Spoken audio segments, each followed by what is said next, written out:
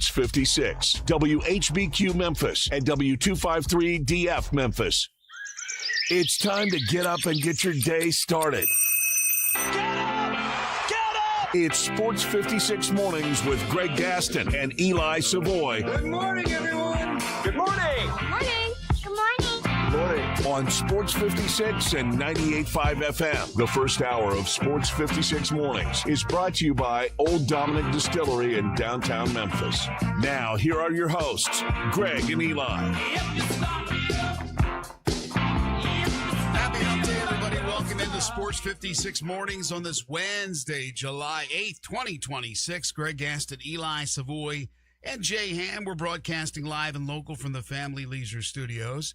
Family Leisure, getting you set for the summer. It's where family and fun come together. Above ground pools, deals on them. In-ground pools, deals on them. All in-stock patio furniture, price to move. It's all right there, and it's happening at Family Leisure, 2120 Whitten Road, just north of I-40.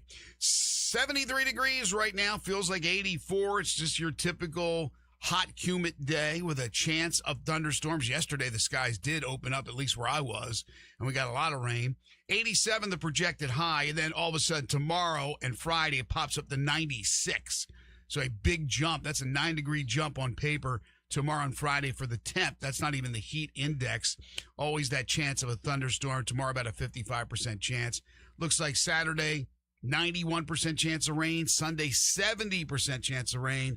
Hate to be the bearer of bad news, but it looks like it could be a wet weekend. Hour one of the program is brought to you by Old Dominick Distillery at 305 South Front Street. If you haven't been there, what are you waiting for? Stop by, enjoy an award-winning craft spirit, take a tour of the distillery. Started 150 years ago. That's real. 150 years ago, that's when the Canali family's arrival in Memphis, and they started this distillery. Of course, it went away and had back and forth in existence. And then all of a sudden in 2017, they said, we're going to revive this thing. And they did. And the doors have been open since 2017. And the public have enjoyed every single minute since 2017.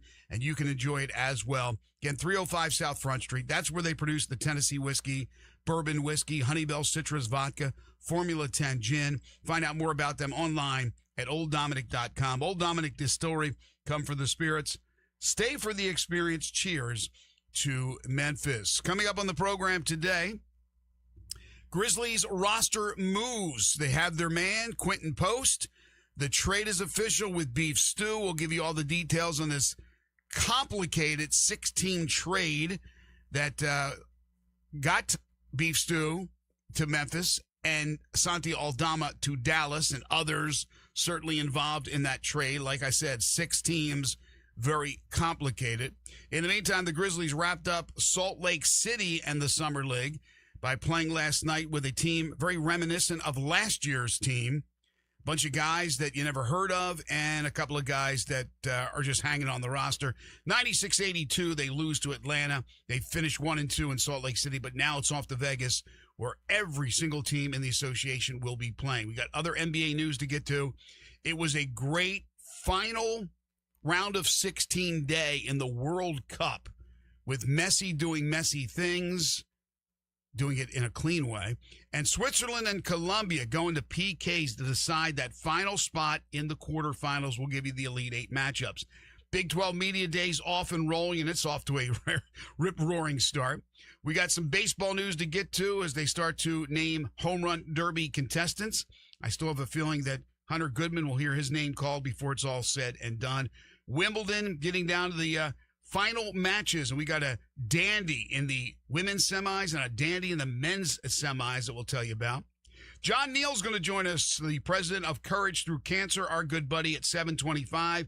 He's bringing along a guest as well. We got the Doug Barron Courage Through Cancer golf tournament coming up on July 20th, and we're fired up for that. To Michael Cole and the Grizzlies at 8:05. Lawrence Dockery on the World Cup at 8:30. And then Jonah Dillon from the Commercial Appeal at 9:05.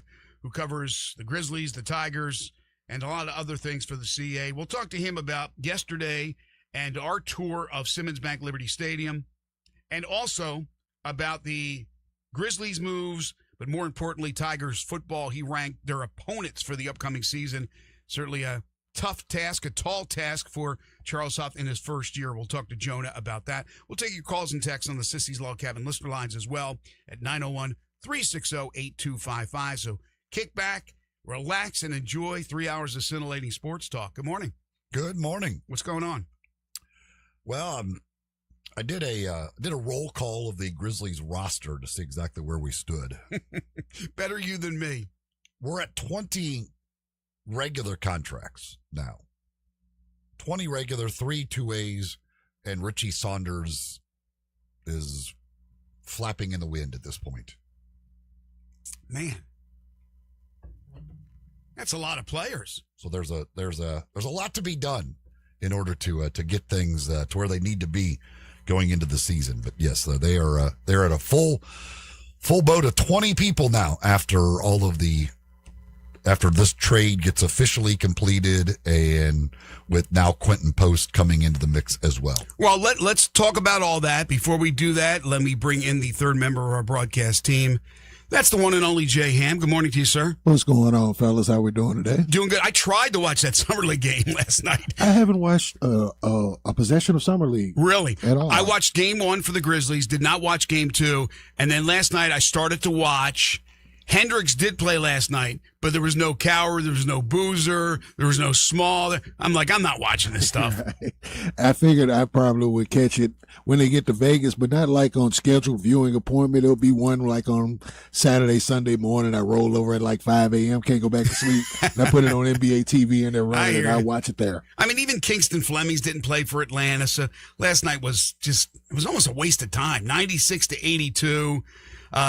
Brandon Housen, I think he's got a Exhibit 10 contract, the kid from Iowa, maybe. Or maybe that's the other kid from Liberty. But either way, he had 21 points, 5 of 11 from 3. Javon Porter of the Porter kids, 12 and 10 for a double-double. And Hendricks, as I mentioned, didn't play game 2, did play game 3. Not a good game, 11 points, 3 rebounds, 3 of 14 from the field. Grizzlies, as I mentioned, now go to Vegas. Their first game will be Friday night, 7 Central versus the Chicago Bulls. So again, no Boozer, no Coward last night. So I can't imagine many people watched. There weren't that many people there watching the game. I can tell you that. I saw the sparse crowd in Salt Lake City. Yeah, so yesterday, like this would be the lineup that you were going to see. They're not going to play those guys all 3 games, especially the back-to-back. I would expect we see Coward and Boozer for maybe 2 games in Vegas. I would think they'll both play. Certainly Boozer will play the opener. I would think, and I would think Coward would as well. Then I wouldn't think we get them for more than 2 games in Vegas, but we'll see exactly how they want to go about things in Vegas. Yeah, it's interesting because you want to see these guys, but you don't want to overuse them. You never know, God forbid, when injuries happen. So you can play a guy 5 games. You can play him every minute, for goodness sakes, and be healthy. You can play him 1 game, and the dude can get hurt. But there's always that paranoia about that. And then there's the other point that there's really nothing you're going to learn from Cam Boozer other than the stuff you already know. You expect him to be a very good player. You expect him to be very good against the top-tier Summer League competition, and then against the middling and the weak competition, guys that aren't going to sniff the NBA, you don't even want them out there. So it's certainly understandable. But that's the latest with the Grizzlies. Summer League is over in Salt Lake City. Quick 3 games, and now on to Vegas, where the competition again will feature every single team. Now, off the court, as you mentioned, the time has come and gone. The Golden State Warriors, as pretty much most people in the know expected, did not match the Grizzlies' offer. We know that offer wasn't as simple as 3 years, $10 million per year, as Shams first had tweeted out a couple of days ago. It will only pay him $9 million for 1, and the other 2 years are not guaranteed. There's some incentives as well, but it seems like it's a pretty friendly contract for the Grizzlies to get another post player, no pun intended, Quentin Post, who I enjoyed watching with the Warriors. I think last year his shooting went down a little bit, but he's a guy who absolutely can step outside and pop. In fact, I think he's more dangerous as an outside big than he is an inside big, but he's got the size to get rebounds and play some defense. And again, he's added to that plethora of big men. That was the weakness coming in to the draft and the summer in transactions, needing help for Zach Edey, not knowing what his situation will be long term. They expect him to be ready for the start of the season, but long term with the injuries that he's had.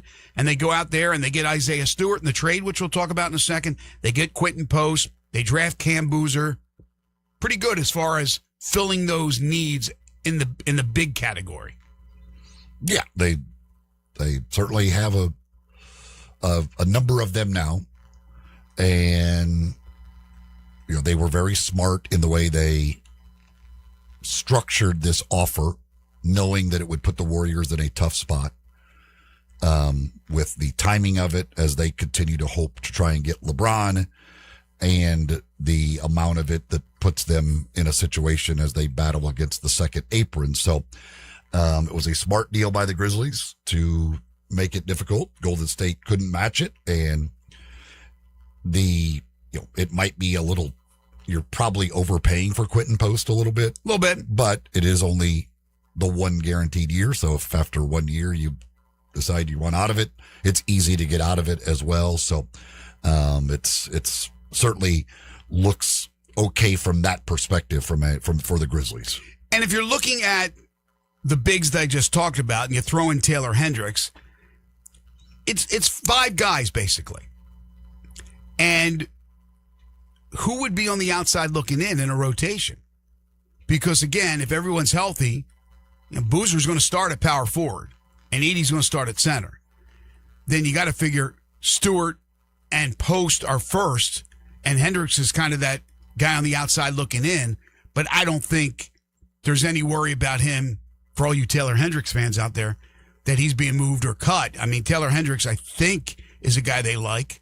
They picked him up. He was one of the main ingredients, along with all the assets, the draft picks in the Jaren Jackson Jr. trade. I think Hendricks has some ability. I liked him coming out of UCF. He hasn't lived up to that exactly, but I think he has still that potential. But he would be the fifth big. And that's deep. Yeah, I don't think there's any guarantee that Taylor Hendricks is on the team. No guarantee. But I think he will be. He was okay last year when they came over. I mean, he can play the three as well. So but yeah, I mean, if he is on the team, I don't expect him to see many minutes.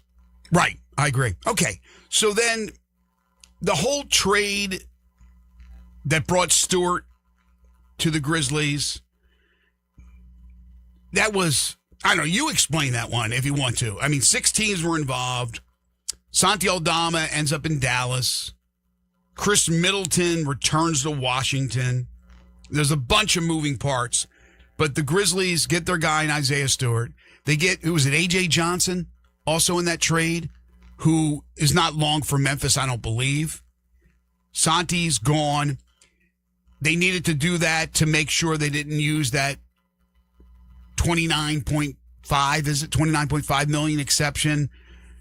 So they're good as far as that's concerned. They have a year to use that, whatever they want to do. And look, there's moves that still have to happen.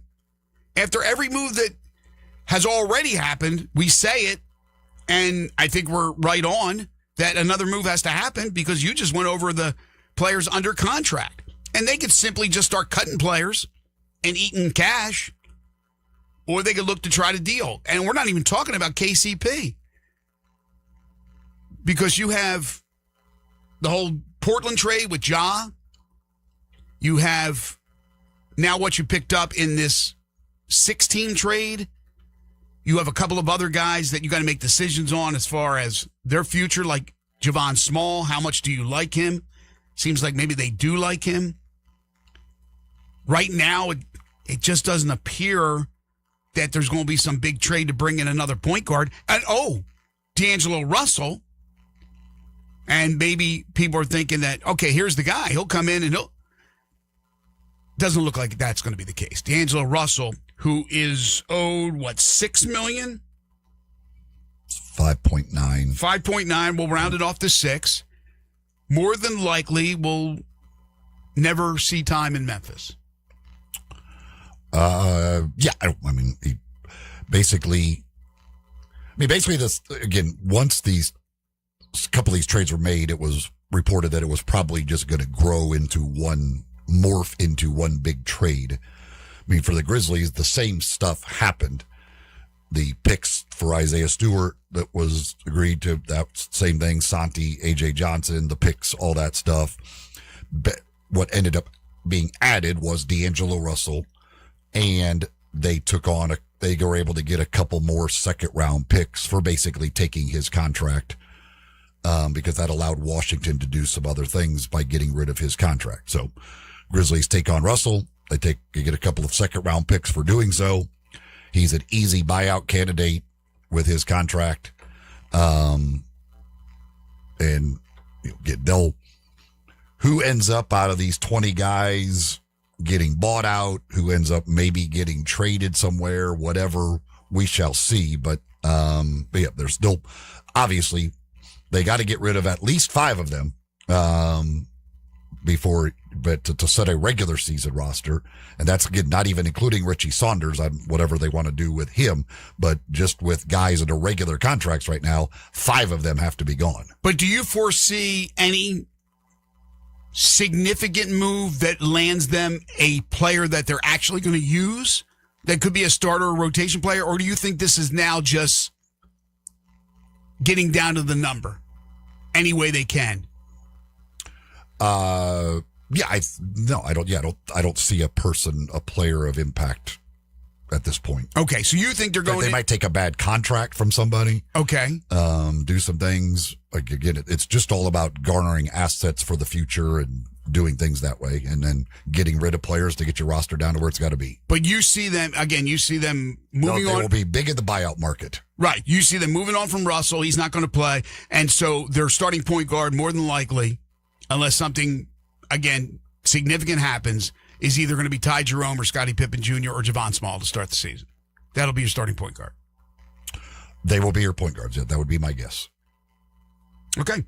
Other moves around the league. The Lakers got another big in Kevon Looney. Signs a 1-year minimum deal. So they've added to their front line. It's not, well, Walker Kessler is significant, but they got the other big dude, the foreign guy. Billy or whatever. They got him. They got Looney. So they got size. And what seems to be the theme song for NBA teams this offseason is get bigger, get stronger, get physical, because we saw what happened in the playoffs. We saw what San Antonio did, and now they've added more. We've seen in the past what other teams have done. Even though the Knicks are more athletic and finesse, they still got some help from the bigs when Mitchell Robinson would come in the game with his physicality. We've seen a lot of teams add to their front line, and the Grizzlies are one of them. And they needed to, but that seems to be kind of the 2026 summer theme. So Looney heading to Los Angeles for the Lakers. The Pistons are trading Karis LeVert and 2 second-round picks to the Milwaukee Bucks for Taurean Prince and Gary Harris. Does that do anything for you? They're just clearing out space, right, Detroit? Yeah, I'm interested to see where this is leading for Detroit, because they are shedding some salary. I don't know where it's headed, what type of move they were hoping maybe to make and what move they might make, but I want to see where this is headed for them. Okay, and then also Jalen Brunson news. He will undergo off-season surgery on his left wrist. They expect that he'll be back to basketball activities by the end of the summer. No big deal as far as what the belief is. But Jalen Brunson, the MVP of the NBA Finals, leading the Knicks to the NBA title, will be undergoing off-season surgery. Couple of other things before we take our first break. The World Cup action yesterday. I don't know if you watched any of it. I missed the whole comeback, but I kept up with it on Twitter. Argentina. Did you watch any, J-Ham? Right there. I watched it right where you guys are sitting, and it was wow. It's scandalous, man. So I'm driving around. I'm doing things yesterday, and I'm listening to Cowherd. Mm-hmm. And so Cowherd, I don't know when they actually tape right? It's not live. It's delayed a when bit. he comes on, Collins already run. We got him on the late run. I Yeah. think. So he's talking about, and he has his sidekick, and they're talking about it's a disaster for Argentina. They're headed home, and it was 20 minutes to go. And they're down 2-0. They're headed home. It's over. Egypt had a goal that was taken away. They get screwed on that one. That was They got screwed royally. okay. on So I that didn't even one. say. So it could have been 3-0, but they're down 2-0, and I think what was there 10 minutes to go? About 13. It was around 13 to go. Well, yeah, because they had extra time, so it was around the 79th minute. And right at that time, John Arden Q, because I tipped John Arden, I was like, yo, y'all better not start being like the Bengals and walking like an Egyptian. We played walk like an Egyptian. And walked down and sued right after that. Did you really? So you guys did it. You We think chased so. Egypt. I wonder what the odds were at that point. You can get We were Argentina trying for to check, but we were so much at a scramble because we were going to like, yo, we need to take Argentina on the, to advance now because we see this thing coming back like right quick. Yeah, see, I never would have pulled the trigger on that down 2-0, but you never know. And they come back, and of course Messi, who got stopped on a PK earlier in the game. People are actually complaining about you're complaining about like a god in soccer. Anyway, he scores a goal. He has an assist. They tied up. Then they take the lead on the header, and they win it 3-2. The Egyptian coach is complaining about officials and they're against him and all. Hey, man, your team gave up 3 goals in a matter of 11 minutes in the stoppage time. I'm with the Egyptian coach. I'll say that. They might have got screwed on the one, but you got the lead, whether it's 2 or 3. You got to hold on to that lead. One of those goals for Argentina shouldn't have counted. So that was questionable too? Yeah, that was the thing because they reviewed they reviewed the thing Reviewed that the happened Egypt well goal. before to take away their goal, and the other guy, the Argentina guy, did way worse, and they didn't go back and review it. God, the one game I didn't watch. I think I've watched every game in this World Cup. I couldn't watch it, or I would have. They've been calling them Argentina. He called it an injustice, and he said that they just want Messi to advance. Like he's he is I don't know what do they fine coaches for Yeah, stuff they like do. that? They do. Will FIFA fine him for I'm quite criticizing sure they the will, officials? because I don't know. It's more money for The, FIFA. the acronym that I saw was "Fixed It for Argentina" for FIFA. They still got to put the ball in the net. that's the thing. They still got to tickle the twine, and they did it. While yes, they were probably, again from what I read, that everybody says like they were terrible. Like this was, it was an injustice. You still had a 2-goal lead and gave up 3 goals. That's what I'm saying. The American in us Giving up sees 3 that. goals in 13 minutes, I can't feel really bad for you. You still had a chance. You still should have been able to win the game. It still wasn't Angel Hernandez. I mean, he was bad, but he was. And then Switzerland, Colombia, 0-0. They go through the extra time, and it comes down to PK. Some people love it, some people hate it. And the Swiss win in PKs 4-3. So they advance. Colombia is out. I feel bad for the Colombian players because now they go home and don't they get executed? Is that the country that It's happened executes you? before. So you have 8 teams remaining. 6 of them European teams. Then you have Morocco, which is not that far from Europe, right across the Gibraltar area, that water to Spain or Portugal. Mm-hmm. And then you have Argentina, the defending champions who barely survived Egypt to get in. Right. But that's your Elite 8 matchups are France, Morocco, Spain, Belgium, Norway, England, Argentina, Switzerland. But the Europeans, as they usually do, they dominate. Although we, of course, know that Brazil and Argentina have dominated as well. So it's those guys and all these European teams. And this isn't even with Germany. Germany didn't make it. Italy didn't even make the World Cup. Right. But you have these newcomers, really. They're not newcomers, but they're normally not the top tier. Norway, Switzerland, they're not normally top tier. You're talking about Germany, Spain, France, England, Italy. So the World Cup's been great. And we'll talk more about the World Cup when Lawrence Dockery joins us at 8:30. Once again, hour 1 of the program is brought to you by Old Dominick Distillery. If you're heading downtown for an event, going downtown for dinner, make sure to have a nightcap over at the Old Dominick Distillery Bar. It's absolutely fabulous. And on Thursday, that's tomorrow, they got their big happy hour, 4 to 7, $7 cocktails made with signature spirits, $4 local beers. Go online to OldDominick.com. They list all their whiskeys and spirits. They list all their signature cocktails and instructions on how you can make them at home using Old Dominick spirits. Old Dominick Distillery, come for the spirits, stay for the experience. Cheers to Memphis. We'll be joined by our good friend John Neal from Courage Through Cancer. He's next. This is Sports 56 Mornings with Greg and Eli on Real Sports Talk, Sports 56 and 98.5 FM. Let Bryant Dacus and Brett Norsworthy take you home every afternoon. Sports Time on Sports 56. Weekdays from 3 to 6 here on Sports 56 and 98.5 FM. Rick's Powder Coating for a beautiful finish every time. Rick's Powder Coating specializes in automotive, ornamental, residential, and industrial coating. With 2 conveyor lines and the largest batch ovens in the Mid-South, Rick's can accommodate all of your powder coating needs. Locally owned and operated since 2002, Rick's Powder Coating will customize a beautiful finish just for you. Drop by or call to see how Rick's Powder Coating can bring color to your life. 901-367-2771 or rickspowdercoating.com. Doug. Limu and I created a trick to help you remember that you can customize your car insurance and save with Liberty Mutual. You see, the shirts Limu and I wear are yellow, and yellow is the color of lemons, and lemons grow on trees, and trees provide oxygen, and oxygen helps us breathe, and breathing is how you live, and you can live more life when you save money by customizing your car insurance. I agree, Limu. It's really quite simple. Only pay for what you need at libertymutual.com.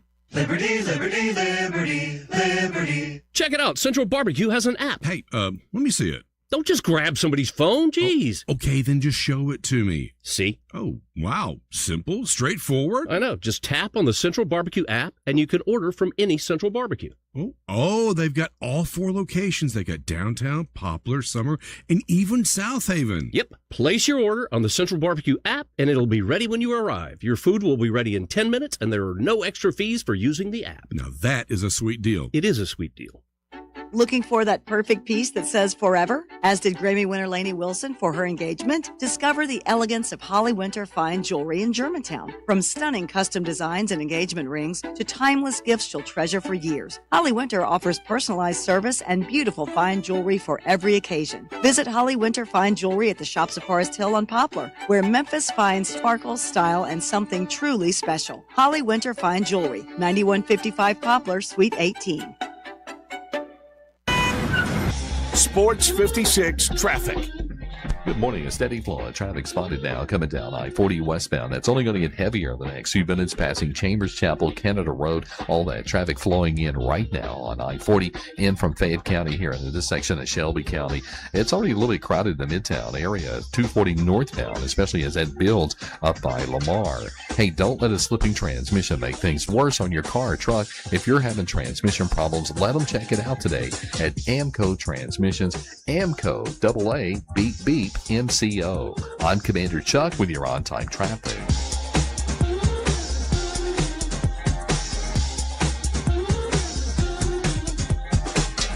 Now back to Sports 56 Mornings on Sports 56 and 98.5 FM. This hour is brought to you by Old Dominick Distillery in downtown Memphis. Here once again are Greg Gaston and Eli Savoy.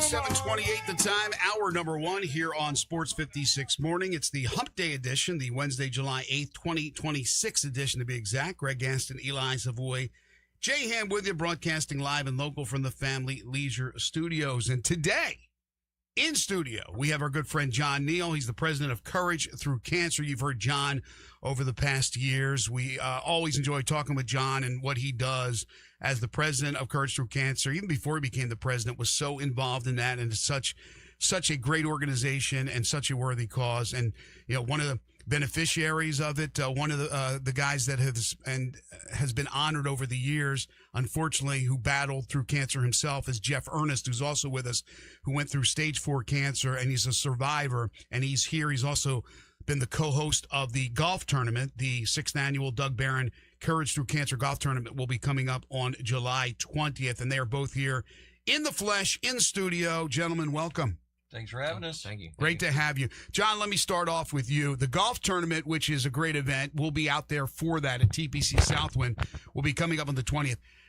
The tournament is sold out, which means everybody better get on it earlier next year. Exactly. Right? But you're also always looking for sponsorships for this great cause. Yeah, the great thing about our tournament is that if you can't play in it, you can still participate. How can you participate? if you have a business out there that's looking to help the kids at St. Jude, if you're an individual that wants to help the kids at St. Jude, we have whole sponsorships that are still available. Now we got to turn them in by Monday, but just letting you know that we still have whole sponsorships out there that people can go and sign up for. It's $500, but what that $500 does, that allows a treatment to happen for one of the kids at St. Jude. That's the biggest thing that we're trying to do here. There's plenty of golf tournaments out there that have fun. Everybody's having a great time. And listen, our event's a blast. We got a bunch of things lined up for it. But the whole purpose of this golf tournament is, this is our 6th year. We're going to have people there that were patients 6 years ago that are now healthy because people have been involved in this for the last 6 years. So I'm asking anybody out there, if you want to impact a family, you want to keep a family whole, go to ctcmemphis.org. That's Charlie Tango Charlie Memphis.org. Go to the donate button. Put in the comments that you want to donate for the kids of St. Jude, and 100% of that money will go to the kids of St. Jude if you sponsor between now and Monday. And I'm just telling you right now, this is a very impactful event. People are welcome to come out and walk around and join us that day. And you're going to see survivors out there. You're going to see your money in action, because we're going to have true survivors from St. Jude that are going to be there walking around the course, welcoming people into the station that whole day. Please come out to join us, because it'll be a great time. For those that don't know, just if you can tell everybody what Courage Through Cancer is and how and why it got started. Well, the abbreviated version is this. One of our twin sons and one of my best friends, one of Jeff and I's best friends, Jerry Finney, who's been on with us before, the two of them were diagnosed the same exact day of cancer, and I knew that this disease was being thrust into it. And when I was looking around for communal support groups to help us through that time, to counsel us on what to expect, what to do, there really wasn't anything out there. So I started going out and looking for people within the city of Memphis that would mind sharing their stories to help that next person up. So now, and 10 years later, we have now recognized over 105 people, including friends of the show, Jarvis Greer, Lauren Roberts have been a part of it. I think somebody's daughter-in-law might have been in there, might have been part of this. But the bottom line is, we go out and we find Mid-Southerners to share their stories of inspiration to help the next person up. And the benefit is, we have multiple events throughout the year where we donate money that we raise for that to the charities here in Memphis, St. Jude, Baptist, West, that do the work on saving people's lives. And in our 10 years history now, not only have we honored 105 families, but we have also donated, not raised, donated over $1 million as a part-time, 100% volunteer group. Now, that's changing this year because now I'm paid to do this, but none of the money that's donated in is taken to my salary. 100% of our money still goes to the same causes that we've always done. I have somebody else that's taking care of me outside of all of our funds. So the blessing is, Courage Through Cancer is an organization of Mid-Southerners looking out for Mid-Southerners, showing them how to fight the next day through the example of Mid-Southerners. Well, Jeff, you were one of those 105 honorees. You were honored in 2021. As we mentioned, you are a stage 4 cancer survivor. So if you could tell us, first of all, what Courage Through Cancer means to you, and also about your story for those who don't know it. Yeah, so I was diagnosed in 2019. So that's when I was diagnosed with cancer. And I was already friends with Jerry Finney at the time. So, but I hadn't really gotten involved with CTC. But with him, I had a tremendous network of friends, family. Specifically, Jerry helped me when I went to West Cancer Center, because he had the same kind of cancer that I had. So, with his help, I got through it. And then, of course, the next year, my daughter was diagnosed with cancer the next year in 2020. So, and that was at the time when I had already become cancer free, like a year later. So that kind of hit us very hard. But she's cancer free right now. Oh, that's great. So, and I have a sort of a different story. My father worked for St. Jude. He was one of the first employees of the hospital. He worked in radiation oncology. Wow. And so I remember as a kid going to St. Jude back when you could take your kid to work. So this would be in the 70s. And I would go to work with Dad, and I would see all the kids there that had, that were going through radiation, going through chemo. And this was when a lot of kids did not survive during that time. Yeah. And so I've had sort of a different history perspective of seeing that at a young age, and then myself being diagnosed with cancer, at age 49, and then my daughter. But we're all good now. And then, obviously Courage Through Cancer has helped me tremendously. I'm very good friends with John now. John and Jerry were fraternity brothers. But I met John through Courage Through Cancer. And it's been an amazing organization. And the way I look at it is my story, which is out there on ctcmemphis.org. If you go there, you can actually see my story. It's a little 10-minute video. I just hope that inspires somebody that's going through cancer and that's going through the same thing that I went through. I had a tremendous amount of support, but there's a lot of people out there that don't have the support. Right. I'm very fortunate and very blessed. I have a lot of friends, stable family, a great employer. That was important. My company that I work for just said, "Hey, Jeff, go get well." And that's not always the case. That's not always the case, and that means a lot. So yeah, working at Integrated Communications, that was my company that I still work for now. But that's very important that I had that support. But I just wanted to give somebody, hope that you can get through this, and that's always the goal. So for you. Again, obviously, you've been diagnosed and you've been a part of Courage Through Cancer now.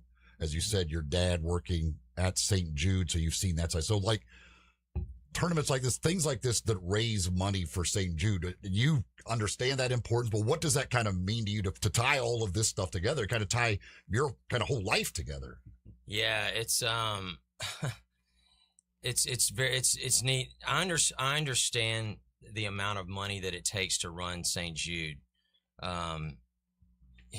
Obviously, it's a worldwide organization. I mean, they get donations everywhere, but it's right here in our backyard. These amazing things that these doctors are doing and the research, and how St. Jude has flipped from a 5% survival rate to a 95%. Mm-hmm. Truly amazing. But it took a lot. It took a lot of research. It took a lot of kids, not surviving. Yeah, that's very sad to say. It took that to get to this point. But I'm thrilled that I can do my part, and doing the volunteering for the golf tournament and doing all. We have other events too, but it's just kind of. Now it's something that's pretty much just ingrained in me. Yeah. It's just going to happen, every year. I'm committed to that. But John, it also took medical breakthroughs, and the only way you get medical breakthroughs is by having the money to be able to do the research. Right. Have the awareness so people know how important this is, because I think a lot of people not in the know might think, oh, cancer, it's a death sentence. It's never cured. No, you just heard the numbers. I mean, which are absolutely astronomical, the difference now from 30 years ago. I don't know if you've brought numbers along, but you've seen it because you honor these people that have gone through what Jeff has gone through every single year. And, there are some stories, unfortunately, where they don't make it. Correct. And, but a lot do.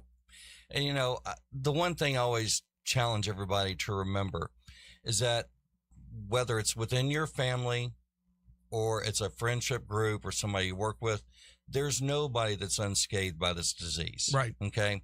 And the point of Courage Through Cancer is to remind people, not in a negative way, but in a positive way, all the blessings that are happening within this city with the establishments that we have. And sometimes people take St. Jude for granted. And I don't think that, and I'm not saying they ignore it. I just think that they look at, oh, St. Jude, that's such a jewel for Memphis, but they really don't think about it. They don't think about the parents that are sitting in the hospital rooms with 1,000-yard stares looking for miracles that aren't coming. And then you're pouring money into a facility that's making miracles happen when you least expect it. That to me is the biggest benefit of what St. Jude does. And that's why it's so near and dear to my heart and Jeff's heart and to so many of the people that come out to it. And this tournament has now donated over $500,000. After this year, we'll be donating over $500,000 to St. Jude in 6 years. And some people say, well, that's not that much, but we're not a professional organization. We're turning into one, but we're not. We're doing this out of the goodness of our heart. And that's what makes this whole spirit of Courage Through Cancer so unique. It's about Memphians coming together to take care of those that need the help. And we are so fortunate to be able to do that. And if somebody doesn't make it through, that doesn't mean that they failed. It just means that the technology and the research hasn't caught up to their disease yet. But the courage and the fight that they gave will allow the next person to keep fighting because they saw the diligence of them. And then maybe one day that medication will come along and that cure will come along to help them. And that's the whole point, keeping the next person going by the examples of others before them. That is the essence of Courage Through Cancer. And the folks at St. Jude talk about, like, the numbers are great now. Like they said, the switch. But the goal is to get it to the 100% survival rate. That's the whole key. And every little bit helps. As you said, I mean, and unfortunately it takes some that don't make it to try to learn from and to try and get to that point. But whatever it is, it all helps in that effort. Right. And, the thing is that people think, well, what's my $5 going to do? What's my $10 going to do? Honestly, it's going to do a lot, because think about the cumulative total of people doing that. It's going to be ridiculous how much money you can do to help these children. And more importantly, you never know when it's going to be your kid that time's up. You could have somebody at 17 years old that gets diagnosed with cancer.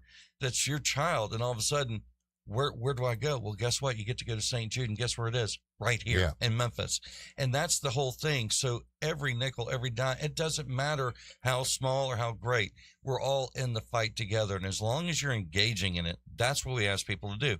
That's why we have this golf tournament. We want people to come out and to enjoy this tournament and to also see where their money is going towards. We want to show them the survivors that are there, the people that are still fighting because of the money that they've sent in.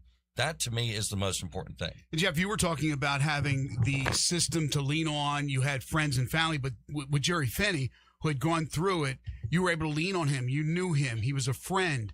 So this is for both of you guys. How about for the folks out there that may be listening right now and they're wondering they know somebody, maybe in the family, maybe a friend, and they're like, wait a minute, I would like to get them involved with Courage Through Cancer, because I'm sure there's as many as people that you have, John, that you profile, that you are that are part of this 105 that you've been able to take care of and counting.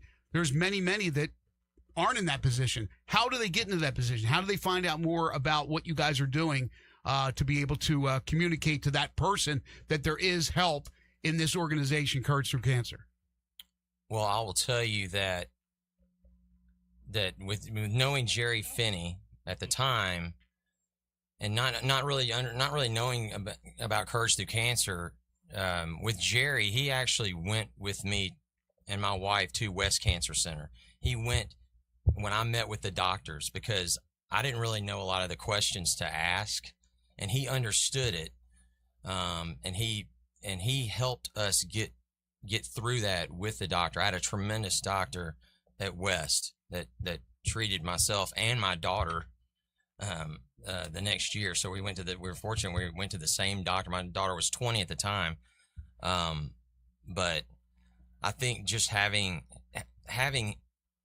the layout of Courage Through Cancer was done at that time before I even understood what Courage Through Cancer was, before I was even a nominee. Right. So what we're trying to strive to do for people was done in its ultimate fashion of having a person there with me that understood my situation, knew me personally, but I think knowing Jerry Finney's heart, he would have done that for anybody. Right. I just happened to be his friend, so. But I think that's just how Courage Through Cancer works, and that's on a level of being with, the actual patient, and the doctor. And of course, now you'd have to give them permission to be in there with you, but sure. But that's the support, and probably John can kind of talk about some of the other other functions. They just nominate, John? Do they? Yeah, just go to our website, ctcmemphis.org. There is a button on one of our screens that says nominate a patient, where you can sit there and just type away why that person's fight inspires you. It gets on our radar. We start, getting in touch with the people, and we bring them along to our events, because we have our celebration at the end of the year where we basically bring in as many cancer survivors and cancer patients to our event to show them that there's hope. I've seen it. It's absolutely incredible the job you guys do. And and the whole point is just carrying the person to the next step. For Jeff, it was simply a friend walking him into an office. For another person, it's somebody sitting down and just talking through your fears and anxieties. For the next person, it's what challenge can you put in front of me that I can take on and fight this disease the way I need to. Some people need goals to overcome. Mm-hmm. Some people want to make it their enemy. Some people want to, just look in the eye and say, I'm going to beat you today.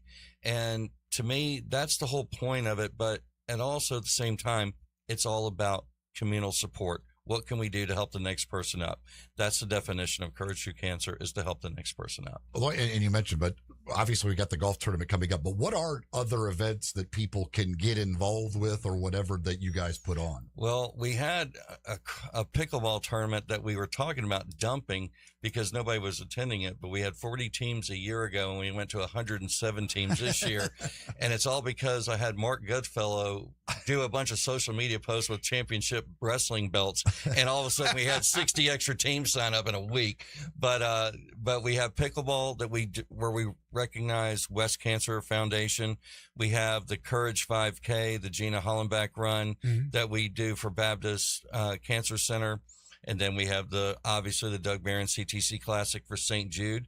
And then what makes our organization so unique, all three entities that I just mentioned, Baptist, West, St. Jude, we all come together in October every year for people to come celebrate the human spirit together. We're all in the fight together. Everybody puts their swords down for a night to celebrate the human spirit. And that's what makes us unique, because there's really nobody else in town that can get all three in the same room to celebrate like this. Because, we are a glorified PR firm, I guess, in the Memphis cancer community, because we don't care who you are. If we are not in competition with you, we're not in competition for fundraising dollars. We will be in the future, but right now we're just trying to make sure that the next person that gets diagnosed knows they have an outlet of support that's out there, and we're here for them. ctcmemphis.org is where they need to go to.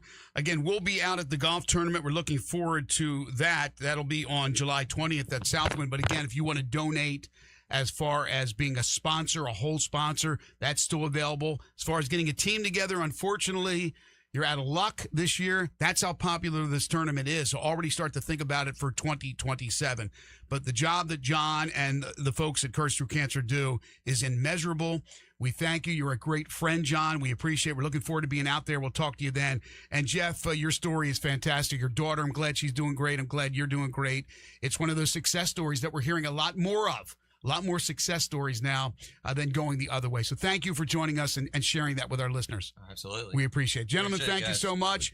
Take care. We'll take a break. You're tuned in to Sports 56 Mornings with Greg and Eli on Real Sports Talk, Sports 56 and 98.5 FM. Add a little fun to your lunch break. Join Johnny Radio for Sports 56 Happy Hour from 11 to 1 every weekday on Sports 56 and 98.5 FM.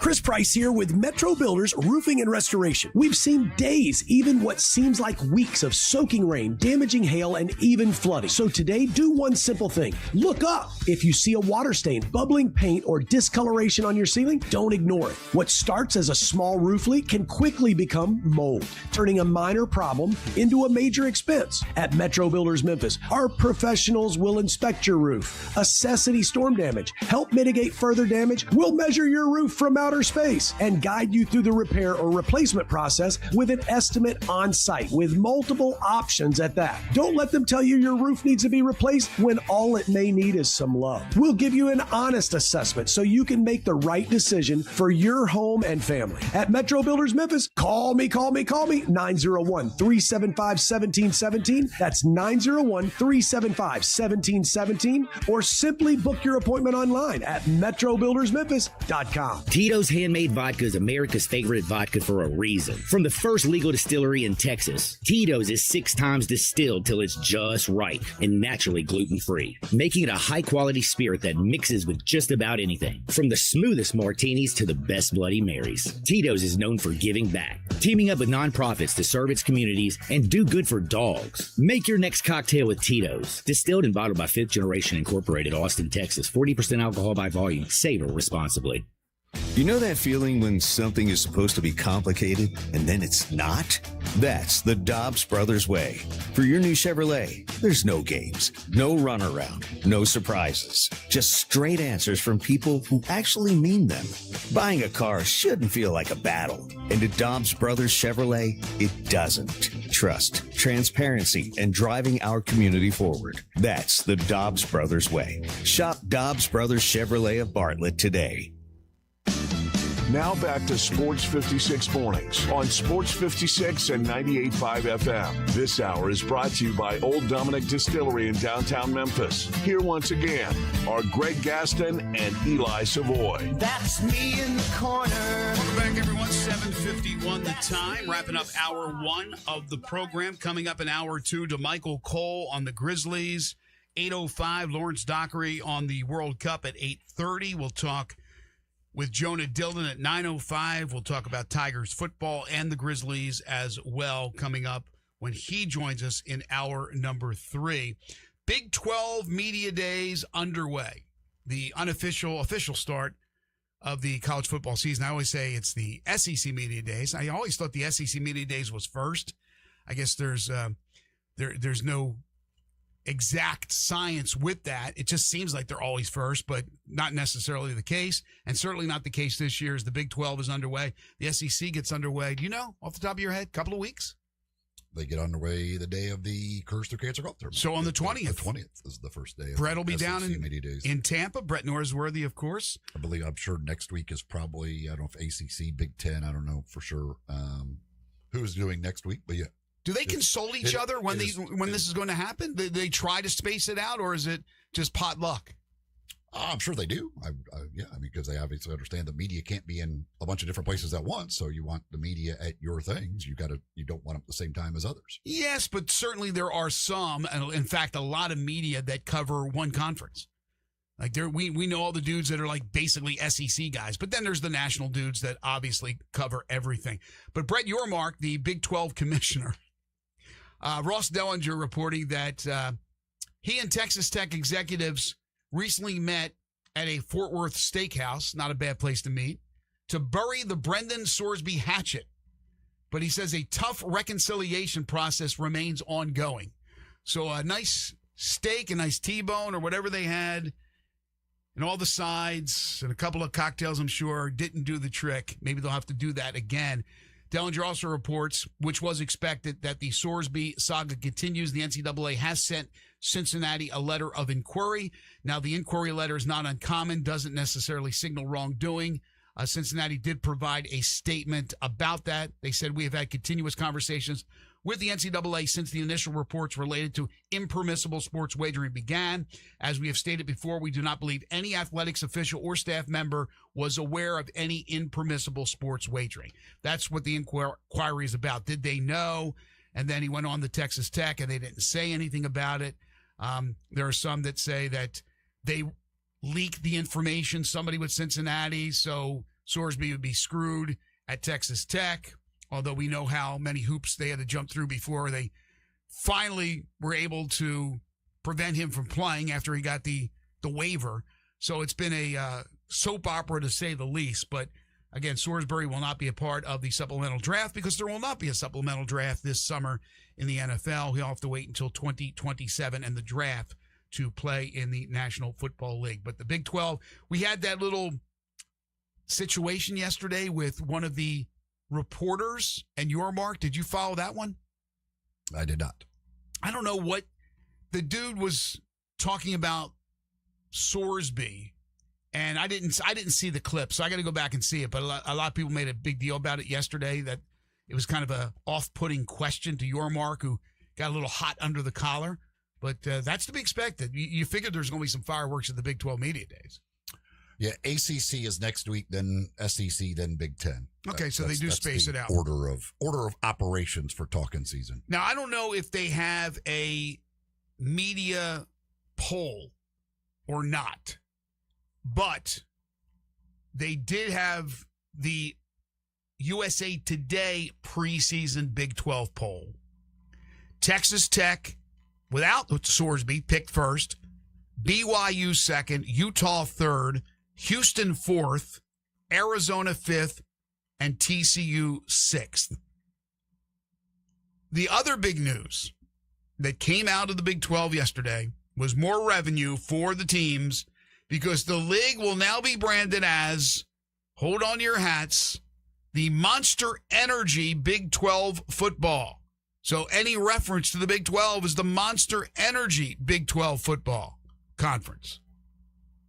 I'm not saying that, but supposedly it's a windfall for football, men's and women's basketball. What was the numbers? It was like 1.2 per school? Yeah, I don't know what the exact numbers were, but yeah, I mean, it's, again, these conferences are looking for every bit of money they can find for their schools. And so you will see Monster Energy on the uniforms. You'll see Monster Energy on the fields. You'll see Monster Energy everywhere, but that's a good move. You can get that type of deal done. Great.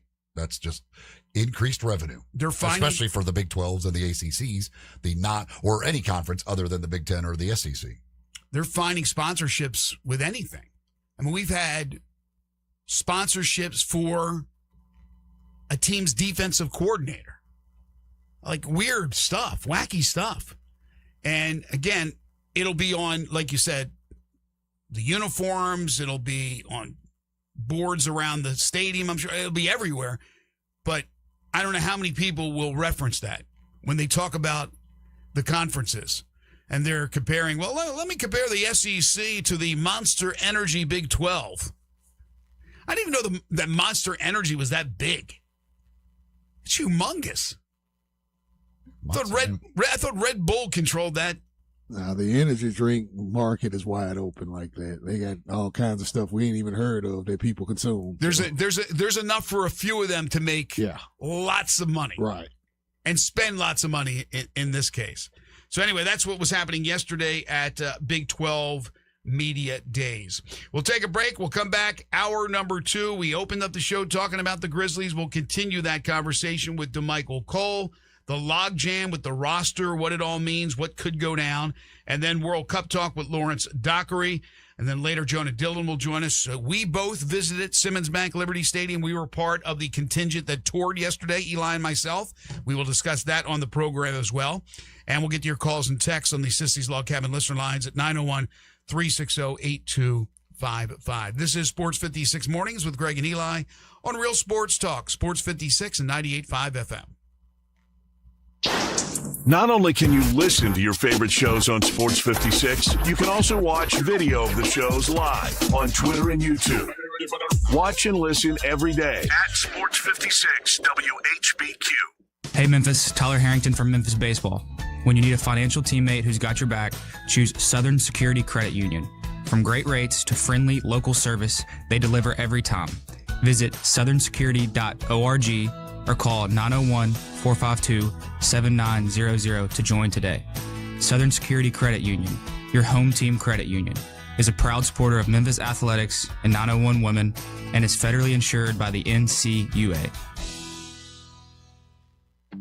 It's true. East Memphis Ace Hardware is closing. But just like always, they're taking care of you with a big going out of business sale. Everything in the store is 30% off. Everything, including the Big Green Egg and all Weber grills. Some things have additional savings, like Amy Howard paint at 75% off. Come in and save like it's goodbye, because it is. Save at least 30% on everything in the store. East Memphis Ace Hardware, corner of White Station and Quince, going out of business.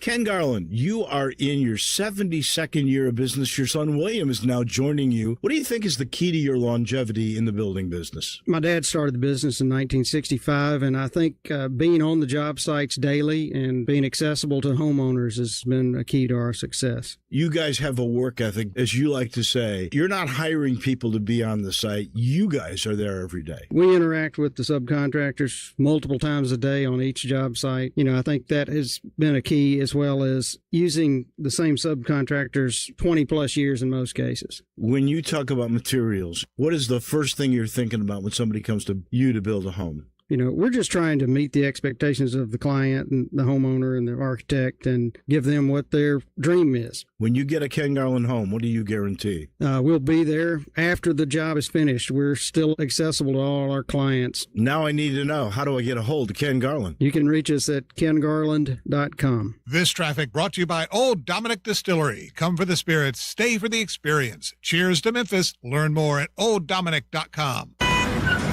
Sports 56 traffic. Well, good morning. As that volume of traffic increases even more now out here around that 101 connector, be careful over here throughout the day with some on and off road work on I-40 there at Watkins, passing Hollywood and Warford. It's busier than it was 15-20 minutes ago on 240 and Mill Branch. Building 240 right now northbound, especially up by Lamar, pushing up through the Midtown area. Bridal season is here. Shop local today at Weimer's Jewelry, 7525 Highway 64. I'm Commander Chuck with your on-time traffic.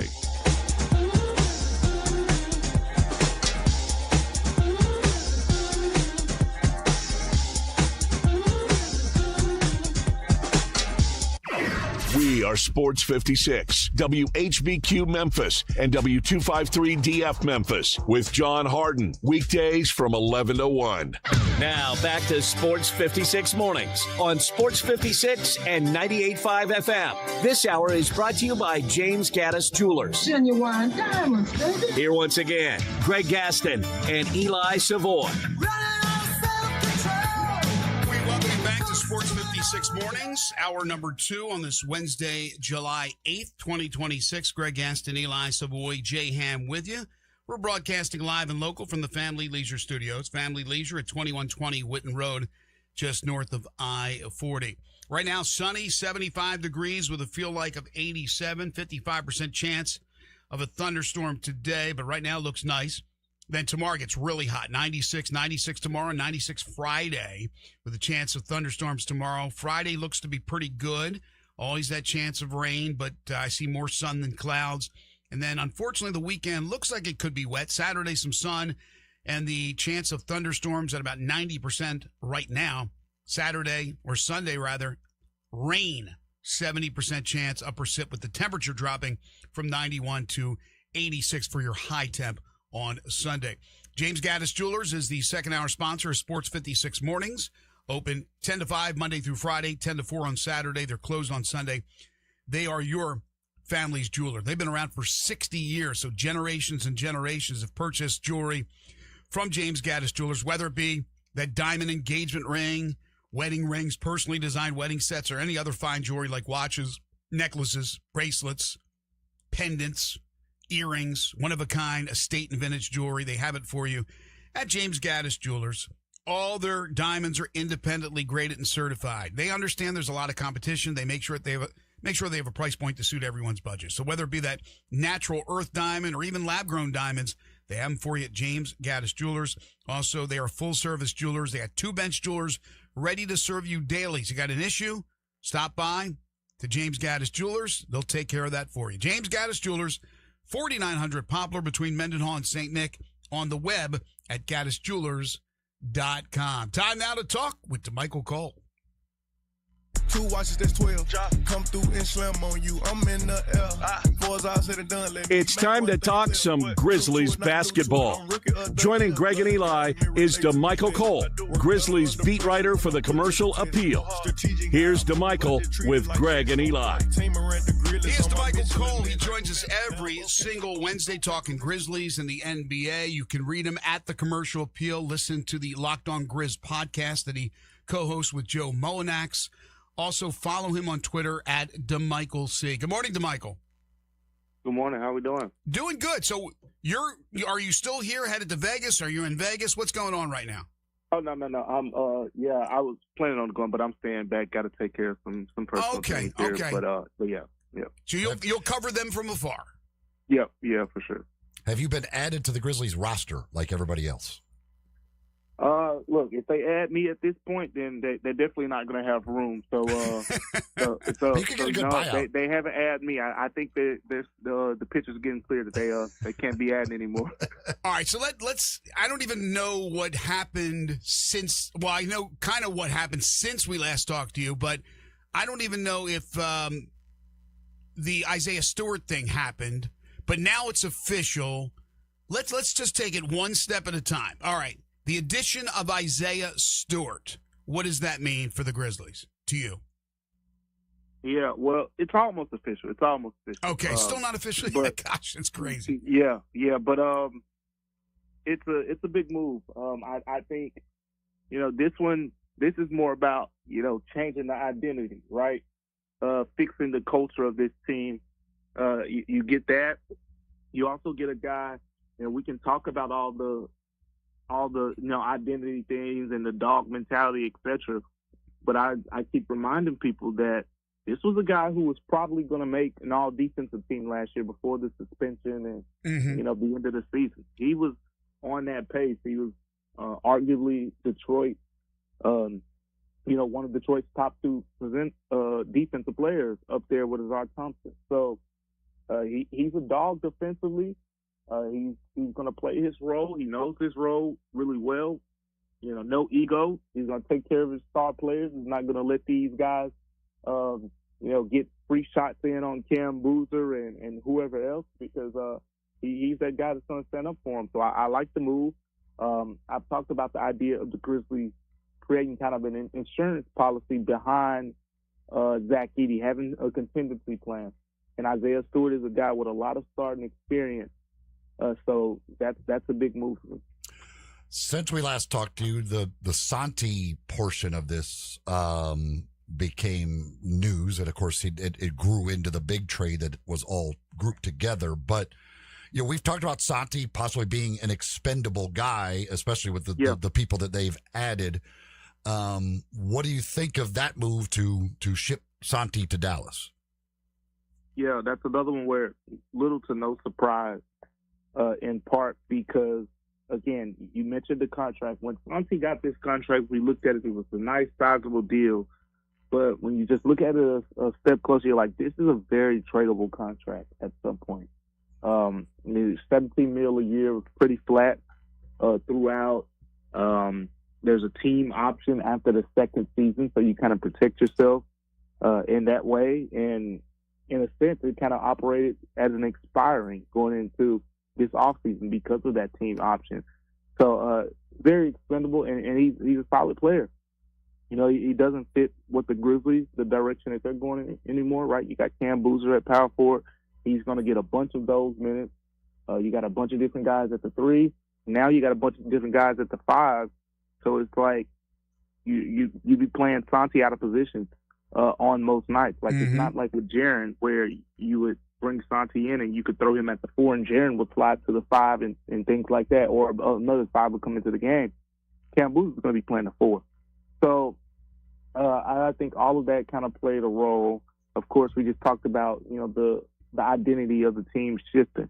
Santi, when he came in, he was a good need, right? The Grizzlies needed more 3-point shooters. They didn't have a lot of guys who could shoot back in 2021, 22, and he was essentially a sub for Kyle Anderson. Kyle Anderson was, picked up in free agency by the Timberwolves, and Santi was coming in to play a little bit of that role. And Kyle Anderson wasn't really a floor stretching, guy. So it was like, oh, you get Santi, you're going to get more 3-point shooting, and that's going to help spacing for John and Dez and all these different guys.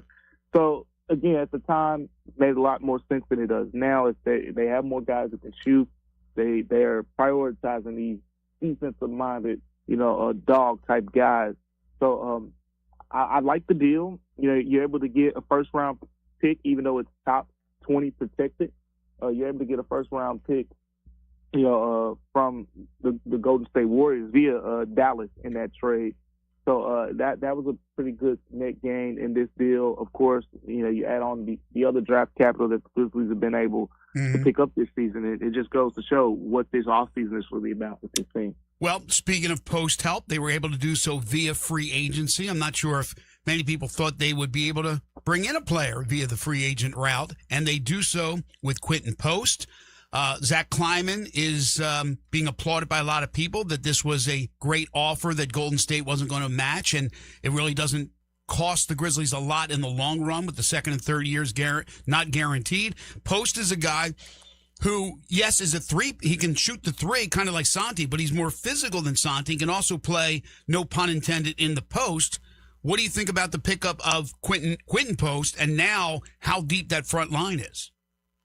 Yeah, this is a good addition for your third big. Again, another guy with starting experience. I think he made 49 starts in 2 seasons. Golden State can knock down the 3 ball. And again, when you're adding a third center, you're looking for just kind of like a specialty guy.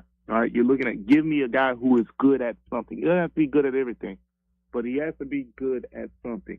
And I think when the Grizzlies added Jacques Landale, right, we were talking about how, he's going to be such a good screener and offensive rebounder, in Tomas Isolo's system. Before that, when the Grizzlies, I believe it was Trey Jemison they let go after Summer League, but they added Jay Huff. It was like, this guy's going to be a good three-point shooter. He can block some shots and whatnot, but he's going to be a good three-point shooter. Both of those guys, Landale and Huff, had very notable weaknesses, but they had certain strengths where it was okay to play them in smaller stretches. Now, Jacques Landale, of course, because of the injuries, had to play way more than anyone anticipated. But just from the standpoint of the idea and what the Grizzlies envisioned, it made sense. And I think Quentin Post is similar in that way. Like, no, you're not getting him and hoping he's going to be, this dominant rebounder or this dominant shot blocker. Like those aren't, those things aren't really his game, so to speak. But he can shoot the basketball. He can play in space. He can set some screens. So I think he's a solid pickup for your third big, a guy who's got some starting experience. And now you put yourself in a better situation, to kind of protect yourself behind Zach Edey. Like, what if Zach Edey's ankle still have problems some way? And to say, okay, Zach Edey's out for a couple weeks, we're going to rest him, and you still have Isaiah Stewart and then Quentin Post as a backup. That's a pretty good contingency plan. So now they're at 20 regular contracts. They've got the 3 two-way guys, and then Richie Saunders has nothing right now. But there are some obvious guys that could be bought out. Like Taj Gibson, certainly I would think that who cares about that deal? You just let him go with not guaranteed. D'Angelo Russell, I can't imagine ever steps foot in Memphis. You got some cheap guys at AJ Johnson and Murray. Like, how do you see them going about eventually getting down? Do they end up maybe packaging some guys and taking on a bad contract? Or is it just buyouts? How do you see them going about this? Oh, they're going to be very strategic. Number one thing I want to point out is we got to be very careful with the language, because the Grizzlies are definitely doing that. And that's one of the things I want to continue to emphasize to people, because we hear reports, right? You know that, hey, this team has agreed to this with this guy, but what's in the fine print? What's on the paper? So right now, yes, you can quote unquote say the Grizzlies have 20 guys, but at the end of the day, it's only 15 signed right now. 15 are currently signed on the Grizzlies roster. And to add to it, so the number that you can't surpass is 21 total players, right? It has to be 18 standard contract, 3 two-ways. That's the most on each. So the Grizzlies are very close to that 18 number now, right? But they only have 15. So you have 5 other guys who are, I guess you can say, incomplete situations or whatever the case may be. But when you add in A.J. Johnson's going to sub out for Santi Aldama, because Santi Aldama is still technically included on the Grizzlies roster right now. But when you add in Quentin Post, Isaiah Stewart, D'Angelo Russell, that's 18. But two other guys that aren't signed, Cam Boozer, Kareem Lopez, those are guaranteed contracts. So they have to be signed to the roster. Now, Richie Saunders, that's going to be another situation. I feel like the Grizzlies, they're going to take their time with that one, like they did with Jemai Mayshak and whatnot, because he's most likely ticketed for a two-way spot. But right now, those are filled as well. So some's got to give on that end. But the short answer here is, yeah, there are more moves coming down the pipe for sure, and relatively soon, because you can't sign Cam Boozer and Kareem Lopez while hoarding all these other guys on the roster, because it's simply against NBA rules. So I think, again, look for the official decisions to come in. Look for when, Grizz PR, or when you look at the Grizzlies roster on the NBA site and you start to see Quentin Post, Isaiah Stewart, D'Angelo Russell included, because that's when those numbers become official. That's when they get up to 18 guys. Look for when Cam Boozer signs his rookie deal, Kareem Lopez signs his rookie deal. Because right now, it's definitely a logjam, but they're being very strategic about how kind of they divvy up the decisions and when they make decisions on certain guys. But I think Kentavious Caldwell-Pope is a big one. We're going to see play out here relatively soon. Chris Murray is another to keep an eye on. Of course, A.J. Johnson, D'Angelo Russell, and you mentioned Taj Gibson. So, because at some point, like I said, they're pretty much up to 20.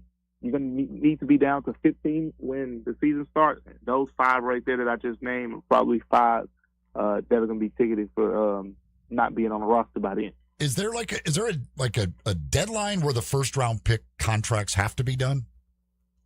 A deadline when the first round pick? I haven't thought about that. I don't think there's a hard deadline, because the thing is, a lot of guys play summer league unsigned. It's not uncommon. And after summer league, you really don't have anything team oriented that's mandatory until preseason camp.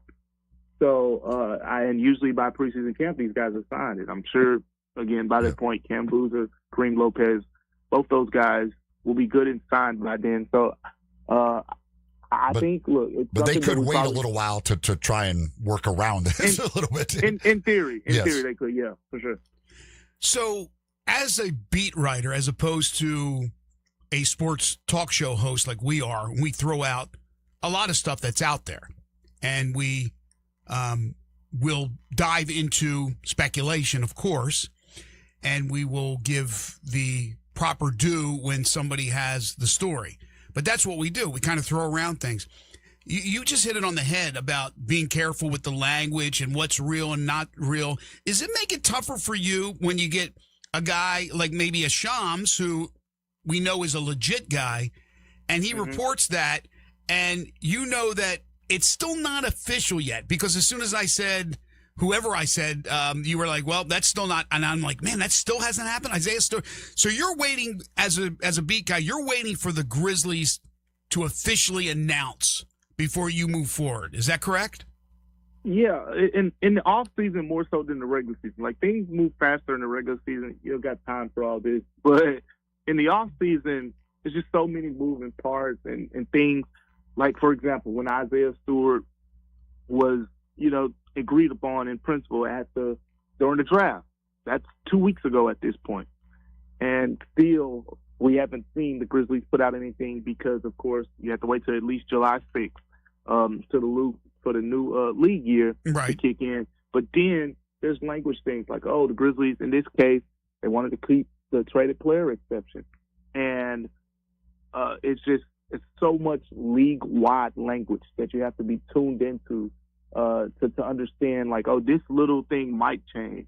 This player was planning to come to Memphis, but he may be rerouted elsewhere before the deal, becomes official. So, yeah, it's like those little small things. And I think, again, the Isaiah Stewart, Santi Aldama situations are good examples. Like, at the beginning, no one knew that D'Angelo Russell would be included in a deal with those guys, but that has turned out to be the case. You picked up, a couple extra second round picks in the process, and then down to the easy language. When they got Isaiah Stewart, the big question at the time was, were the Grizzlies going to use their traded player exception to take him in? And then when we heard about the Santi Aldama trade to Dallas, Dallas has a $20 million traded player exception that they gained from when they traded Anthony Davis. So at the time, then it made sense to say, okay, Dallas can use its $20 million traded player exception to take in Santi's $17 million, and then the Grizzlies would create a traded player exception worth $17 million, so they could use that to take in Isaiah Stewart instead of the $28.8 million one that they got from the Jazz. But then, now that the Mavs are included in this Big 16 deal, they're able to aggregate the contracts. They added a couple names to the point where they don't have to use their $20 million traded player exception. So if the Mavs didn't use that, that means the Grizzlies didn't create the second $17 million traded player exception. But because Santi going out at $17 million, and then you bring in Isaiah Stewart, A.J. Johnson, relatively at a little bit higher, you can aggregate those contracts, and you still do not have to touch your $28.8 million traded player exception. So that's just like an example of why we got to be careful with, these things before they get official, because that traded player exception obviously is a big asset for the Grizzlies. And when Isaiah Stewart was acquired, at the time, it looked like he was going to be used with that. And then when Santi was traded out, it looked like, the Grizzlies were safe on that end, but they were creating another traded player exception. But in reality, no extra traded player exception. The Grizzlies keep the $28.8 million traded player exception as of now. So, we're just waiting on the fine print and everything to divvy out. But yeah, that's pretty much how it goes. Can I get a couple of Tylenol, please? I feel like the trade like this one, the 6-team trade, and like the league to approve it might take a week to try and cipher through everything to make sure it all fits all the rules and everything else. Like, I can't even imagine like these teams trying to put together a 6-team trade like this and making sure that it all is legal, and then the draft picks and all. I mean, what if they find one part of the draft pick comes from like a different team through that team? This is like unbelievable that they can even figure out a way to make this work among 6 teams. It's one of the most complicated, convoluted trades I've ever seen. But look, DeMichael is intelligent as hell. I'm like, he's saying things just blowing over my head, man. I'm trying to comprehend the stuff. But listen, before we let you go, I'm going to go rapid fire here in a second because I like to do roster stuff. Before that, real quick answer.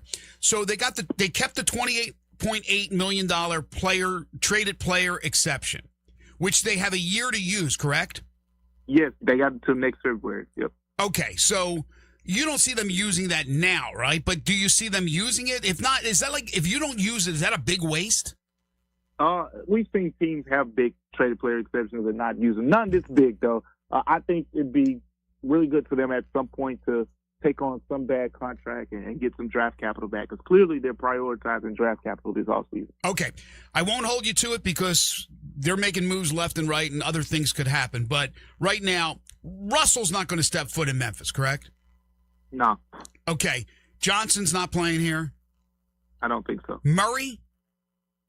That one's another one that's probably unlikely. Yep. Okay. Who am I missing now? You think KCP will probably be dealt? Or bought out? It's very, very unlikely that he suits up. Okay, Taj is done, right? They'll buy him out. That's another one, yeah. Am I missing? Non-guaranteed contract, so. Richie will get a 2-way, you think? Eventually. I don't know how soon. I think there is the possibility that he could get the Jemai Mashack treatment from last year, where he takes his time, they bring him in. He's just down there with the G League and not with the Grizzlies. But at the same time, right now, it's kind of, up in the air, but I do think he eventually gets the 2-way. When is he supposed to be healthy? Do you know? Not exactly yet. I was looking at just kind of like the timeline, and it seems like like January would be an ideal spot. So yeah. Okay. Small gets a standard, you think? Not yet. Too many bodies right now. Too many bodies. Yeah. Okay. So they're going to keep him probably on a 2-way for a little bit. Okay. And right now, if tomorrow the season started, does Jerome start at point? I believe so. Yep, and then, Jerome. Okay. And then Wells or Grant get the other starting spot alongside Boozer, Coward, and Edey. for me, it's Grant. I know they like a lot of what Jalen Wells brings to the table, but Jeremy Grant, big time scorer, versatile wing player. I'm starting Jeremy Grant. You're the best, man. He is DeMichael Cole. You can catch him every Wednesday with his astute look at what the Grizzlies are doing, the intelligence. My gosh, we need that. We need to bring that to this show. I can tell you that much. Make sure to read him at the Commercial Appeal. Check out the Locked On Grizz podcast, which he co-hosts with Joe Mullinax. He is DeMichael Cole. Thank you, DeMichael. Appreciate you. All right. Take care, guys. Appreciate you. You too. Man, he's smart. Jay Ham, I mean, did you follow that? You're a smart guy too, but I'm like, I was mad that I didn't have my pen up taking notes. You would have ran out of paper or maybe ink. Beautiful part about it, he's in the archive. Whew. Folks, some bad news. The East Memphis Ace Hardware is closing soon, but right now, because of that, you could take big advantage in getting some great deals. They've got 30% off everything, but they're going out of business sale. That includes Big Green Egg and Weber grills and accessories. There's other things that are even additional savings, like Amy Howard paints at 75% off. I was over there yesterday checking out some of the deals. Got me some stuff over there. I mean, they've still got a lot of stuff in there. So from you're looking for whatever tools, paints, any kind of supplies, gardening stuff, grills, right? You could take advantage of it right now. Again, everything 30% off, and then even bigger savings on some of that other stuff as well at East Memphis Ace Hardware. It's the corner of White Station and Quince. Again, sad to see them going out of business, but again, right now you can take advantage of it and get yourself some great deals. 30% off everything in the store, and even bigger savings on things like Amy Howard paint right now. East Memphis Ace Hardware at the corner of White Station and Quince. Yeah, what a great run. They've been a good sponsor for us for years. We appreciate what they've done for us. We'll take a break. When we come back, we're talking World Cup with Lawrence Dockery. This is Sports 56 Mornings with Greg and Eli on Real Sports Talk, Sports 56 and 98.5 FM. Join the voice of the Tigers, Dave Woloshin, for Wolo and Friends. Weekday mornings from 10 to 11 here on Sports 56 and 98.5 FM.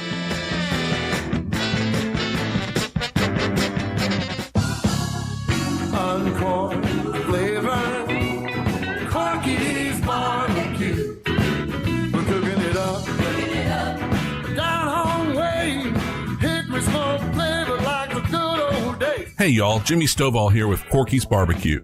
With over 175,000 cars served in our drive-thru, 4,000 online pickup orders, and 1,500 party packs delivered to offices and events every year, Corky's is your trusted go-to barbecue for parties. Our party packs start at just $6.99 per person. You can choose 1, 2, or 3 meat combos, pick your favorite sides, and as you know, Corky's always gives you plenty of food, so you never worry about running out.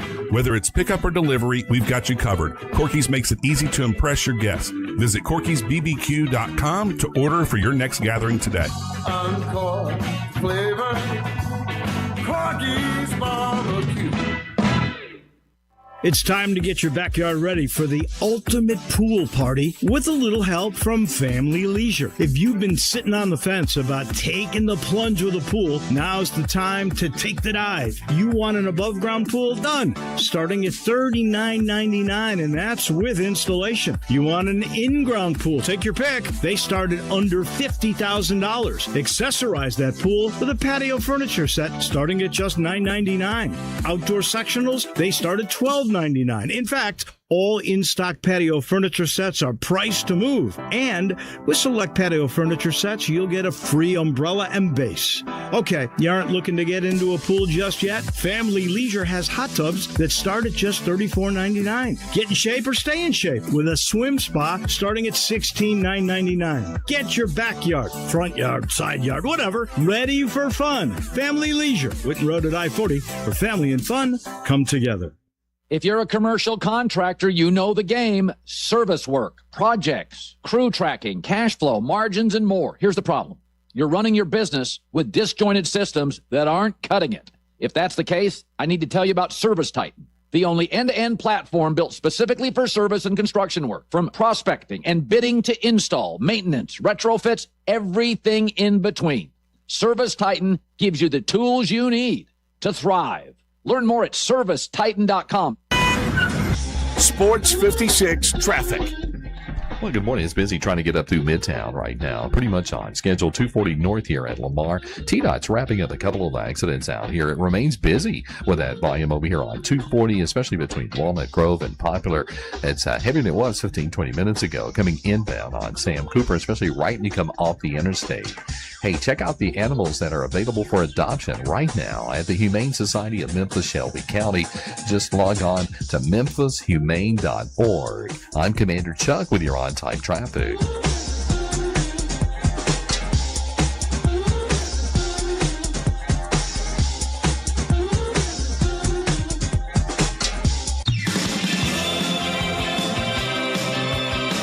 Now, back to Sports 56 Mornings. Isn't it a lovely morning? On Sports 56 and 98.5 FM. This hour brought to you by James Gaddis Jewelers. Here once again, Greg Gaston and Eli Savoy.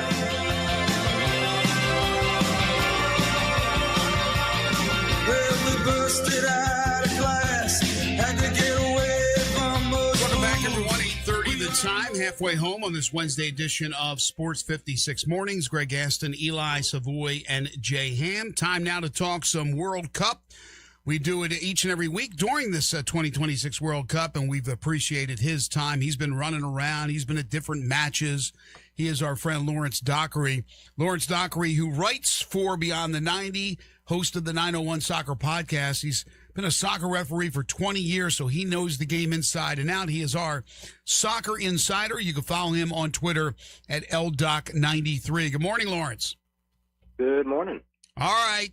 Give us your overall thoughts of what happened the other night with the 4-1 loss by the USA to Belgium. Well, if you'll recall, I think it was last week on a show I came on, I said we did not want to play Belgium. We wanted to play Senegal. Well, Senegal bleeped all down their leg against Belgium with a 2-goal lead with 4 minutes to go in the game, and they somehow found a way to lose. And then fast forward to whatever night it was, Monday night, and I was like, man, I don't like this. We played Belgium in Atlanta this year. They took our heads off, and as long as I've been watching this team religiously, we've played them like 4 or 5 times, and we've lost every single time. And now that includes Monday night because the U.S. got out there, and it's not just that they lost; it's that they bleeped all down their leg, and then round 2 bleeped all down their leg again. Sort of maybe tried to get it together, and then took ate a box of extra strength colon blow from Saturday Night Live and bleeped all down their leg again. And I mean that was, before the tournament, I think it was with you guys. I said, ultimately, I think what we do is we go out in the round of 16, which would be acceptable, but ultimately unsatisfying. And I think, yes, it is acceptable and ultimately unsatisfying, but I think the way that they went out, the way that they just rolled over and died again, like we have seen them do so many times with this generation of loser players, it left a bad taste in a lot of people's mouths. How do you really feel? Is Christian Pulisic good in where does he play regularly? Milan. AC Milan in Italy. Is he good? Well, sort of. I mean, he's at the start, so in the fall 2025 portion of their season, because their season runs from August to May, he was probably one of the 5 best players in Europe in the fall. I mean, he was scoring and assisting basically every other game, and then the calendar flipped and he forgot how to play soccer. And he did not have a goal, and he did not have an assist, I think, the entire second half of the season for Milan. And gets back to the national team. Remember, coming into this World Cup, he hadn't scored a goal for the U.S. in 2 years, and I think he got 1 in the friendly against Senegal. But I'm done with Christian Pulisic. I cannot overstate how much I absolutely hate him. I absolutely hate him. He is everything that I think is the personification of everything wrong with this national team right now. Elaborate. Why do you hate him? Well, how many times have I made the comparison to John Morant? And I think at this point it might just be a little bit unfair to John Morant, which is something that is truly outrageous to say. He doesn't I mean, over the course of the last cycle, he doesn't play for the national team. When he does, he doesn't produce. He's constantly in these fields. He's Captain Sad Pants. And then the pièce de résistance, that's French, by the way, shows up after the team has been bounced out of the World Cup by getting their heads taken off again. He goes on with Fox Sports' Jenny Taft and says, "I'm glad this tournament's over because I can rest now." I'm sorry, you're dead to me. You are dead to me. You had a homework. We have been building to this moment for 8 years, and the minute that you we have the body's not even cold yet, and you're out here saying, "Thank God I didn't want to be here. I can go rest now." I don't ever want to see him play for the U.S. national team ever again. For him to have ever been in the conversation for greatest U.S. player is a disgrace, and that does a dishonor and a disservice to the players who came before him and put it all on the line. And we've been critical of Landon Donovan over the years, but when the chips were down, Donovan put his nuts on the line when it mattered and scored multiple goals at the World Cup. Let me throw a stat at you.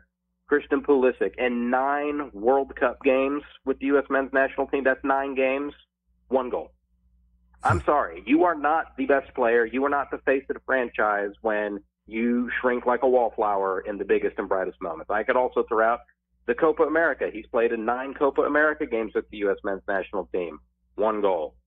Copa America is the 3rd most prestigious international tournament in the world, behind the World Cup and the Euro. So in the biggest moments, he's an absolute nothing burger. I fail to see how putting any one of the 3 of us on the field could have resulted in anything worse. He is dead to me. I hate him with every fiber of my being. I hope he never plays for the U.S. national team again. Well, putting me on the field would have been worse because I don't know the rules, and I probably would have got a lot of penalties and stuff like that. I don't know. But, and that's because, I only watch soccer in a few games in the World Cup. And so, I watch him, and I'm always I don't know why, there's all this talk about him because I don't ever really see him do anything. I want to go back.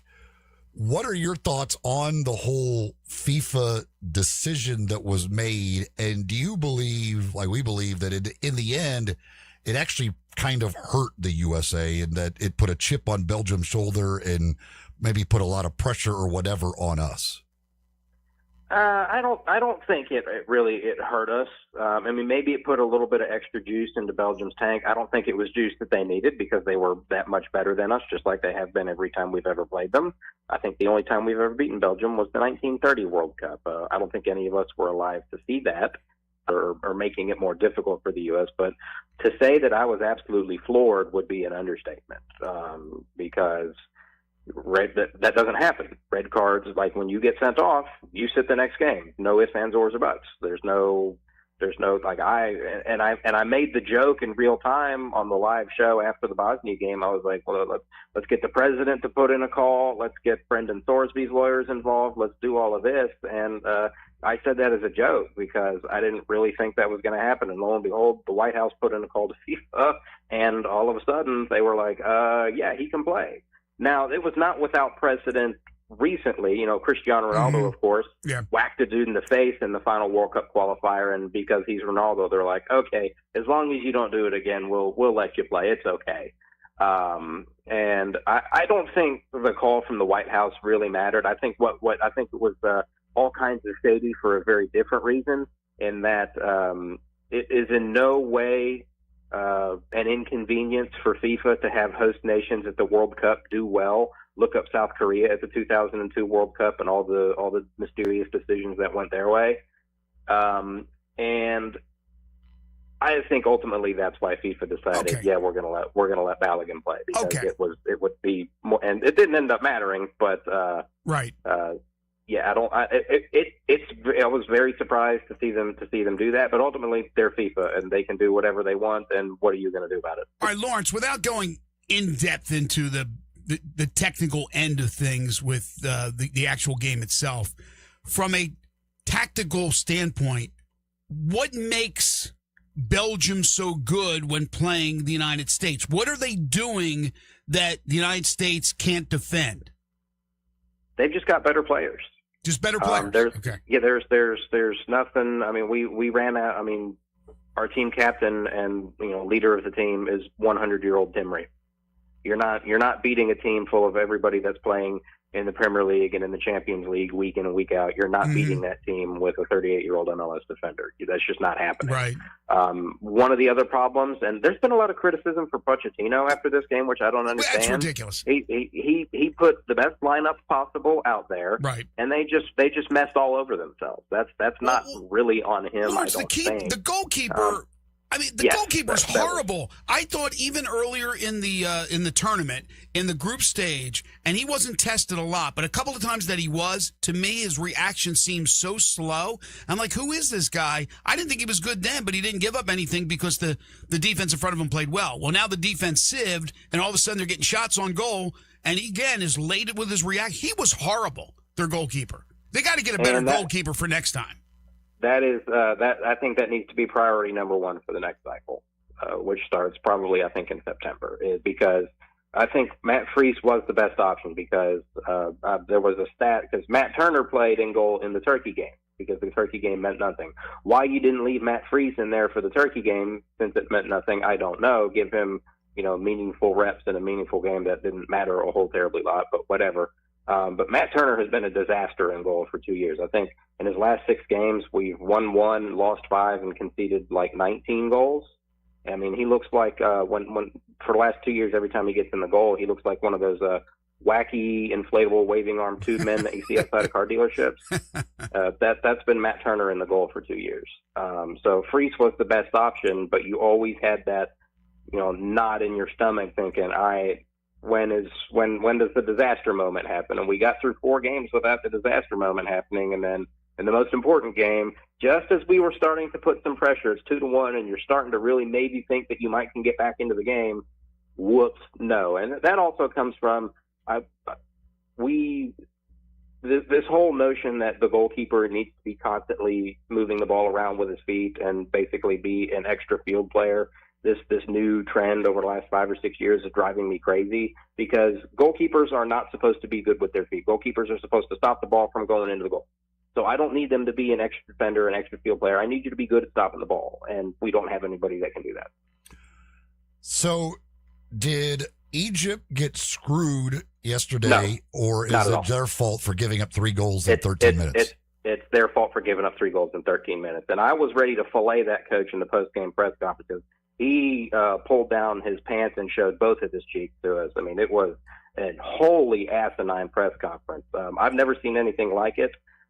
He blamed everything from the referee to the tournament organizers for starting the game at noon. He said it should have been at 10 p.m. because it wasn't fair for his players to have to eat breakfast at 7:30 in the morning. I was like, the whole world eats breakfast at 7:30 in the morning. What are you talking about? But he only took 2 questions from presumably friendly Egyptian media.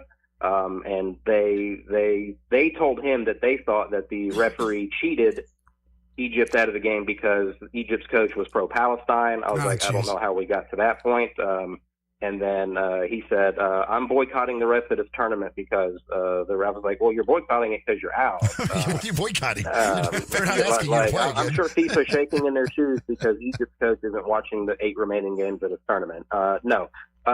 They can complain and cry about that 1 goal they had getting disallowed. Okay, so they're up 1-0, they score, it gets disallowed. What did they do 3 minutes later? They came right back down the field and made it 2-0 anyway. So I don't care about your disallowed goal. You went down and you went up 2-0 right after you had your goal disallowed. So you had the same lead that you would have had with less time on the clock. Quit crying. That's like, hey, is it a touchdown or is it 1st and goal? Oh, it's 1st and goal, and then you punch it in on the next play. Like, do you really get to complain about the touchdown being overturned? No, you don't. You went down and scored anyway.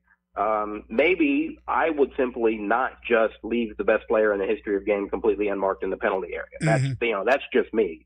But I'll tell you what, man, I'm going to sound like a broken record, but there have been a number of games that I've done where I've walked out of there and go, that's the best game of the tournament.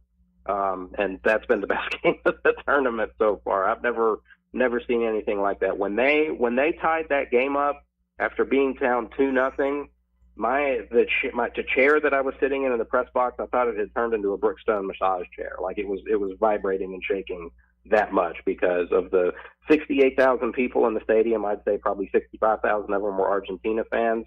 And you want to talk about loud. I mean, that was utterly insane. And then everybody's thinking, okay, this is going to extra time. They've got their goal. And no, it wasn't going to extra time. And then they scored. And then Egypt came extra unglued. They got one of their assistant coaches tossed out of the game. And then after he got tossed out, he ran onto the field to try to attack the referee and got tackled by his own coach. Oh, really? Yeah, that's acceptable though, because reasons and things. But no, when you're playing against the reigning world champions who have the best player in the history of the game, you need to give them 2 in the chest and 1 in the head. You can't just hit them twice in the chest and think that they're done. Yeah. Are you done your World Cup travels, or are you going to any of these other matches that remain? I have. Well, they don't open up. Once you get to the knockout rounds, you can't apply for more games until the matchups are set. So I can potentially do either of the 2 semifinals in Dallas or Atlanta. The semifinal matchup in Dallas is on Tuesday, and that's going to be the winner of France, Morocco, and the winner of Spain, Belgium. I would think that'll be France v. Spain, and that would be a blockbuster. And then the game in Atlanta is going to be the winner of Norway, England against the winner of Argentina, Switzerland. And I have no idea who that could be, any one of those 4 teams, but I'm probably just going to try to go back to Atlanta, and that would be game number 8 for me at this tournament. But I'm just about ready to be done traveling. I've had just about enough of the driving back and forth between here and Atlanta. But I wouldn't give it up for anything in the world. It has been one of the most amazing experiences ever. Do you know why are like the games tomorrow and Friday afternoon games and not night games? Is that because of they're trying to help out the other countries and make it like prime time for them instead of middle of the night? Ultimately, when all of your questions can be answered when it comes to start times, can be answered European TV audiences. Is ultimately how, and I mean they set these kickoff times like months and I think maybe even years in advance. Well, that's because so if USA was playing, we would have been playing at 2:00 in the afternoon on Friday, which is weird to not have that at prime time. But we're not playing, so it doesn't matter. That like when it comes to like normally you can kind of be like okay, Fox is moving this or CBS is moving this to this start time to have the best TV viewing window. No, FIFA sets this stuff well in advance, regardless of who the teams are and regardless of what the networks want. And because if you think about it, it's the World Cup and it sells itself and it doesn't really matter. I mean, the U.S. game, basically every U.S. game at this tournament, if you combine the Fox number and the Telemundo number, has been doing NFL playoff numbers. I think Monday's game between the 2 networks hit 40 million people, which is staggering, and it's just one of those things. I think FIFA knows people are going to watch no matter what, and regardless of what time the game kicks off. All right, we're just about out of time, but 6 of the 8 from Europe. That's not that surprising because we know how dominant the Europeans are. But when you think about it, there's only 8 teams that have won, 8 countries that have won World Cup titles. 3 of them are from South America. And the only one still alive is the defending champs, barely, but they're alive in Argentina. You got this upstart Morocco team the last few years have been playing great. But I understand the Frances and the Spains of the world. Italy didn't even make the cup. They're one of the dominants. I understand England. I mean, Norway or Belgium, who else? Switzerland. Why is Europe so good? Why are they so good? All these countries, why are they so good? It's in their DNA, I guess, is the simplest way to put that. That's their national pastime. It's what they do. They have a lot of different teams that all have academies. They have national training centers. They've got the works, and some of them really struggle. And then sometimes you end up like Belgium, where you fall ass backwards into a fantastic generation of players that has a tremendous amount of skill and a tremendous amount of talent, but also a tremendous amount of longevity. Okay. Because Belgium, they've been an amazing team going back to 2014. Be it between the World Cups and the Euros and everything. And Norway, they didn't fall backwards into a generation of players. They fell backwards into probably the greatest goal scorer we've ever seen, with Erling Haaland, who averages more than a goal a game for Norway, and he scored in something ridiculous like 15 straight international games for Norway, which is just otherworldly.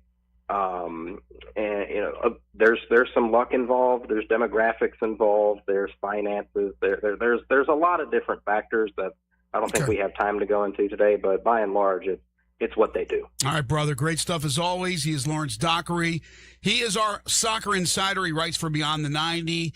He is the host of the 901 Soccer podcast. You can follow him on Twitter at LDoc93. We'll talk to you next week. All right, thanks. Take care. Did you see the story about there was 2 officials that were with the U.S. Federation, the U.S. World Cup Federation team, that were suspended for that game? I did not. Yeah, I saw that story. I don't know, and I'm sure it didn't make any difference. They weren't out there actually playing, but a couple of guys were suspended. I was just curious why that was the case. Nobody called on their behalf? No, Trump didn't call on their behalf. Corky's Ribs and Barbecue. I'll call on your behalf if you want to head to Corky's. I'll give them a heads up for you. I mean, if you haven't been to Corky's, you're missing out, folks, but I'm sure most of the people, a high percentage of the people listening to this show have had some delicious barbecue over at Corky's. They've been around for 40 years. They have 4 restaurants in the Memphis area.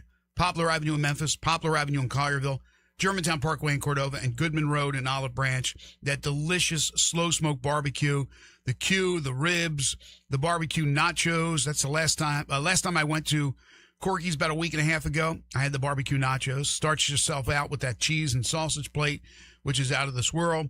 They also have an award-winning catfish plate, tamales, even burgers and great salads. The rolls you get with your entrees are out of this world. They have lunch specials every single day. Party packs start at just $7.99. If you have an event coming up, you want it catered, let Corky's cater it for you. If you want them to deliver to your home or office during lunchtime, evening, for dinner, $3.99 local delivery cost, set price, that's it. So give Corky's a call. You can either go through the no-contact drive-through, you could eat at one of the establishments, or like I said, have them deliver to you. It's Corky's Ribs and Barbecue, open for lunch and dinner 7 days a week. This is Sports 56 Mornings with Greg and Eli on Real Sports Talk, Sports 56 and 98.5 FM. Did you miss your favorite Sports 56 show? No! Check out the podcast, broken down hourly at sports56whbq.com or wherever you get your podcasts. Be sure to like and subscribe. Never miss any Sports 56 show again with our podcasts available daily from Sports 56 and 98.5 FM. Take your basketball skills to the next level at Shoot 360 Memphis. Shoot 360 is a revolutionary basketball training facility that combines cutting-edge technology with gamification and provides instant, objective feedback with hands-on, one-on-one expert coaching. And now, introducing Shoot 360 Cordova, a newly renovated 50,000 square foot facility with 2 NBA regulation-size courts, 3 high school-size courts, and 4 shooting bays with Shoot 360 technology. Memberships are now on a monthly basis. And yes, you can become a member at both locations. Whether you're an aspiring young talent, NBA player, or looking for a unique workout, all skill levels are welcome at Shoot 360 Memphis to learn proper shooting and passing techniques, improve fundamentals, and gain a competitive edge while having fun. Shoot 360 Memphis, now in Cordova and Collierville. Call them today at 901-779-3176. That's 901-779-3176. The future of basketball training is here. Shoot 360 Memphis. At Jason's Deli, when you're dining in or picking up curbside, you can expect wholesome food and no surprises, just delicious sandwiches, crisp salads, and quick quality meals made with the freshest ingredients and no artificial trans fats, MSG, high fructose corn syrup, or artificial colors and dyes. Around here, a lot of thought goes into what we put into our food and what we take out of it, because you're not just taking a bite, you're getting a taste of who we are. New items are constantly being created to expand our menu for all tastes and special diets with vegan and gluten-free options available. Convenience and on-time delivery you can count on. It's just a click away at jasonsdeli.com, so whether you need to feed 5 people or 5,000, the team at Jason's Deli, they have the credentials and the commitment to keep you satisfied. Freshness is nearby at Jason's Deli with locations at Ridgeway in the Park Place Center, Poplar and Highland, Germantown Road in Cordova, and on Goodman Road in Olive Branch. Jason's Deli. It's wholesome food and no surprises. Rebel Nation, get the latest on everything Ole Miss sports with the Cannon Motors of Mississippi Rebel Yell Hotline. Join Rebel insiders Chuck Rounsville, Yancey Porter, and Gary Darby Monday nights at 6 as they break down the latest with the Rebels, along with even more insight from special guests. Rebel Yell Hotline, Mondays at 6 p.m. on WHBQ. Stay up to date with everything going on in Ole Miss athletics with Rebel Yell Hotline every Monday night from 6 to 7 on Sports 56 and 98.5 FM.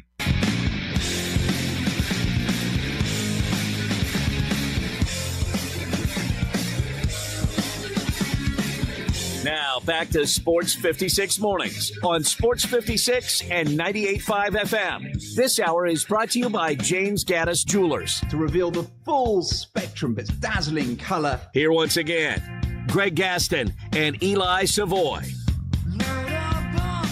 Well, hopefully our buddy Hunter Goodman will be okay for the All-Star game. He was hurt Monday night during an 8-7, 11-inning Rockies loss. He was sliding into home plate, and he jammed his left wrist, ended up with a left-hand contusion, did have the x-rays. They were negative. He's listed as day-to-day, but he was expected to be in the lineup last night, and they had to scratch him. The Colorado Rockies beat the Dodgers last night 4-3, but hopefully Hunter will be okay. Also, Wilson Contreras does make the All-Star team. After all, he's an American League reserve. The Boston Red Sox slugger, the brother of William Contreras. So the brothers both make the All-Star team. He replaces Vladimir Guerrero Jr., who ended up opting out, even though he was voted in as a starter. Nick Kurtz is going to take his place in the starting lineup. Byron Buxton is also now out of the All-Star game as he is on the injured list, went to the injured list. So what a season he was having. That there will be another replacement needed for the American League. And I think yesterday they said that Shohei Ohtani, Mizorowski, and Skeens all will not be able to pitch in the All-Star game. Now Ohtani will be the DH. First baseman Ryan O'Hearn, in his first season with the Pirates after coming over from the Orioles, yesterday had 3 home runs and 10 runs batted in. His batting helmet headed to Cooperstown. The Pirates have been playing baseball since 1882. No player across 145 seasons had ever driven in 10 runs in a game. The Pirates winning 12-4 over the Atlanta Braves. Hit it by the 6th inning. His first 3 at-bats, grand slam, and 2 3-run home runs. It was, they were not, they were, I mean, they were all blasts. Like, he was absolutely killing the baseball. The Braves' loss, coupled with the Phillies and the Marlins wins, the Phillies are now within 2.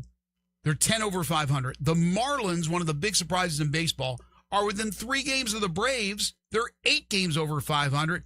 Hell, the Nationals are a game over 500. They're 6.5 out, and they're scoring runs in bunches. The Braves are leaking big-time oil, and a lot of that has to do with injuries, which killed them last year. In the meantime, Kansas City Royals outfielder Tyler Tolbert, more known as a defensive replacement and pinch running type player, well, he tied a major league record with hits in 12 consecutive plate appearances. He reached the mark with an infield single against the Mets for his 5th hit in last night's 16-12 comeback win. 3 of his hits were infield hits. That's how fast this guy is. He had a 2-run home run in the 2nd inning, singled in the 4th, 5th, 6th, and 7th. As I mentioned, 3 infield hits. His last 3 hits were infield hits. He matches the record set by Johnny Kling, you remember him, back in 1902. Equaled by Pinky Higgins in 1938. Walt Dropo in 52, and Jose Miranda in 2024. The bat Tolbert used, that'll also be sent to Cooperstown and the Hall of Fame. He finally ended the streak. He had a chance to have the record all by himself, but he was retired in the 9th inning on a fly ball against A.J. Minter. So he finished 5-6. Fleet Feet, the place to go to get all your running gear. Go see them in either one of the 2 locations. They're in the Laurelwood Shopping Center in East Memphis. They're out in Collierville at Poplar and Houston Levy, next door to Huey's. You go in there, they take a look at the way you run, the way you walk, and they will fit you with shoes that are just right for you, plus any other gear that you need, anything else that you need. They've got you taken care of at Fleet Feet. They're all about runners. They're all about running community. They've got group runs and other things they do that you could get involved with. Of course, they sponsor a lot of 5Ks and other races as well. And you can find them online, fleetfeetmemphis.com, to keep you up to date with what's going on. They're on social media as well, keeping you up to date. It's all about the runners at Fleet Feet. And one other note, Ben Rice has been added to the Home Run Derby. The Yankee slugger made the All-Star team, and rightly so. They've only named 2 so far, and I thought for sure Hunter Goodman, and maybe now with that injury, he won't be able to go in the Home Run Derby. But we'll get the others announced as this week progresses. Home Run Derby next Monday, with the All-Star game 1 week from yesterday in Philadelphia at Citizens Bank Park. When we come back, we open up hour 3 talking about a myriad of topics with Jonah Dillon from the Commercial Appeal, including our visit to Simmons Bank Liberty Stadium yesterday. We all took the tour, and his thoughts on the Tigers football season, as he put together a story ranking the Tigers' opponents in order of toughest to, least toughest. This is Sports 56 Mornings with Greg and Eli on Real Sports Talk, Sports 56 and 98.5 FM. Be sure to download our Hub 901 app for instant access to Sports 56 and all the Flynn Broadcasting stations from anywhere. Go to the App Store and get the Hub 901 app today.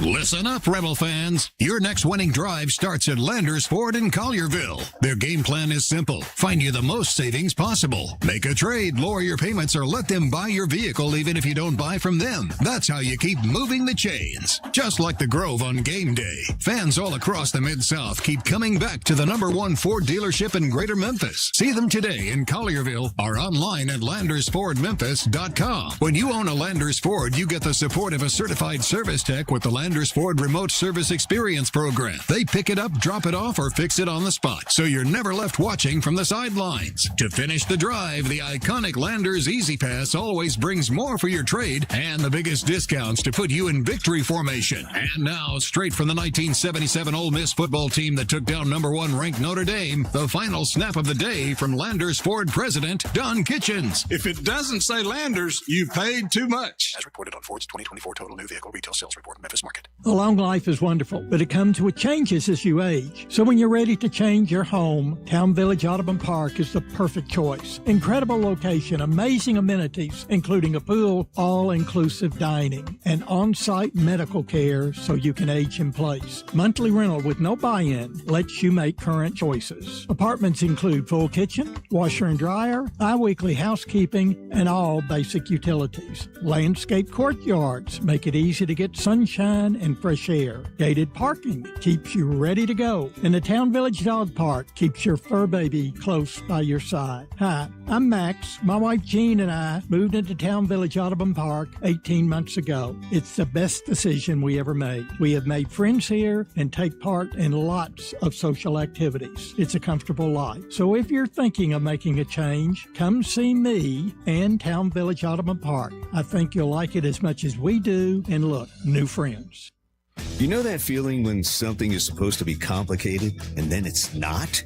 That's the Dobbs Brothers way. For your new Chevrolet, there's no games, no runaround, no surprises. Just straight answers from people who actually mean them. Buying a car shouldn't feel like a battle. And at Dobbs Brothers Chevrolet, it doesn't. Trust, transparency, and driving our community forward. That's the Dobbs Brothers way. Shop Dobbs Brothers Chevrolet of Bartlett today.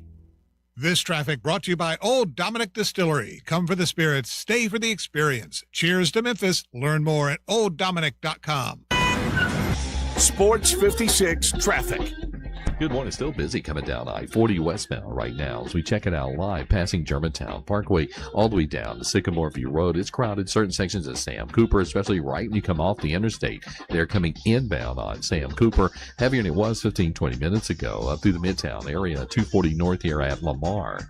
Hey, bridal season is here. Shop local today. You'll be glad you did because you always save money when you go there first to Weimer's Jewelry on Highway 64. I'm Commander Chuck with your on-time traffic.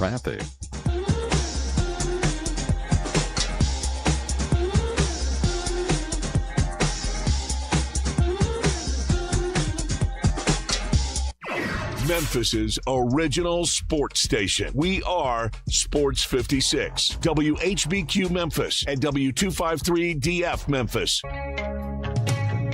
Now back to Sports 56 Mornings. Good morning! On Sports 56 and 98.5 FM. Here once again, Greg Gaston and Eli Savoy. Welcome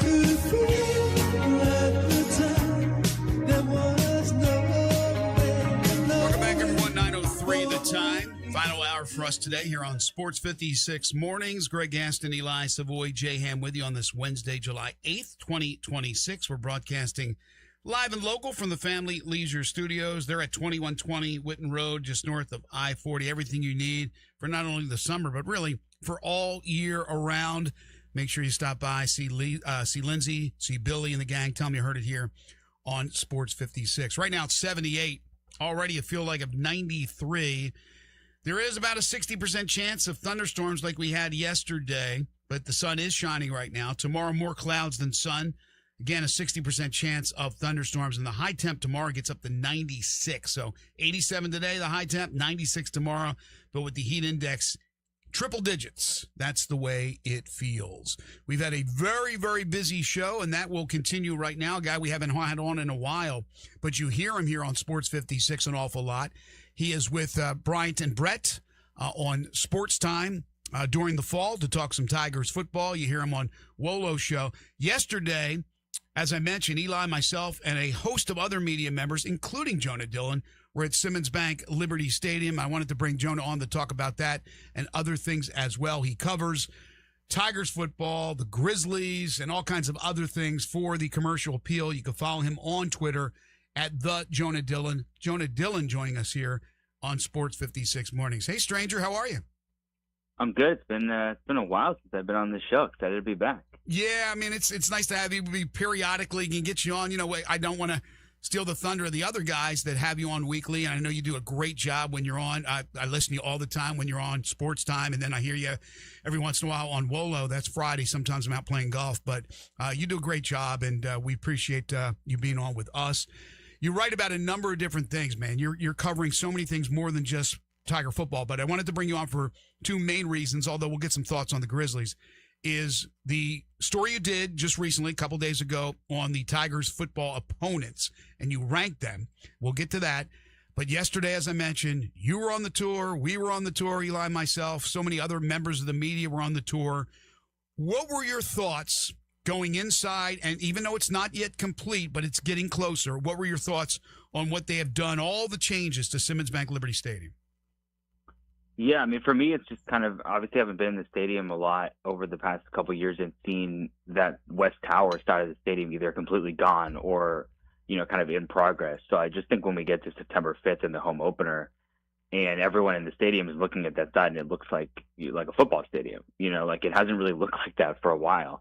And I think that's going to be big for everyone. Obviously, look, the renovation's been going on for 2 years. They said it would take 2 years. So it's on schedule and there's nothing crazy about it at that point. But I think it'll just be good to finally be through that kind of weird process and have a full stadium and be ready to kind of move forward like that. And Scott talked about the fact that it is now it will be a football stadium, and they talk a lot about that side, how kind of on top of the field you are. And that's kind of the thing that stood out to me is like you'll get in those suites and stuff like that. Like it's so much closer to the field than what those suite holders have ever been.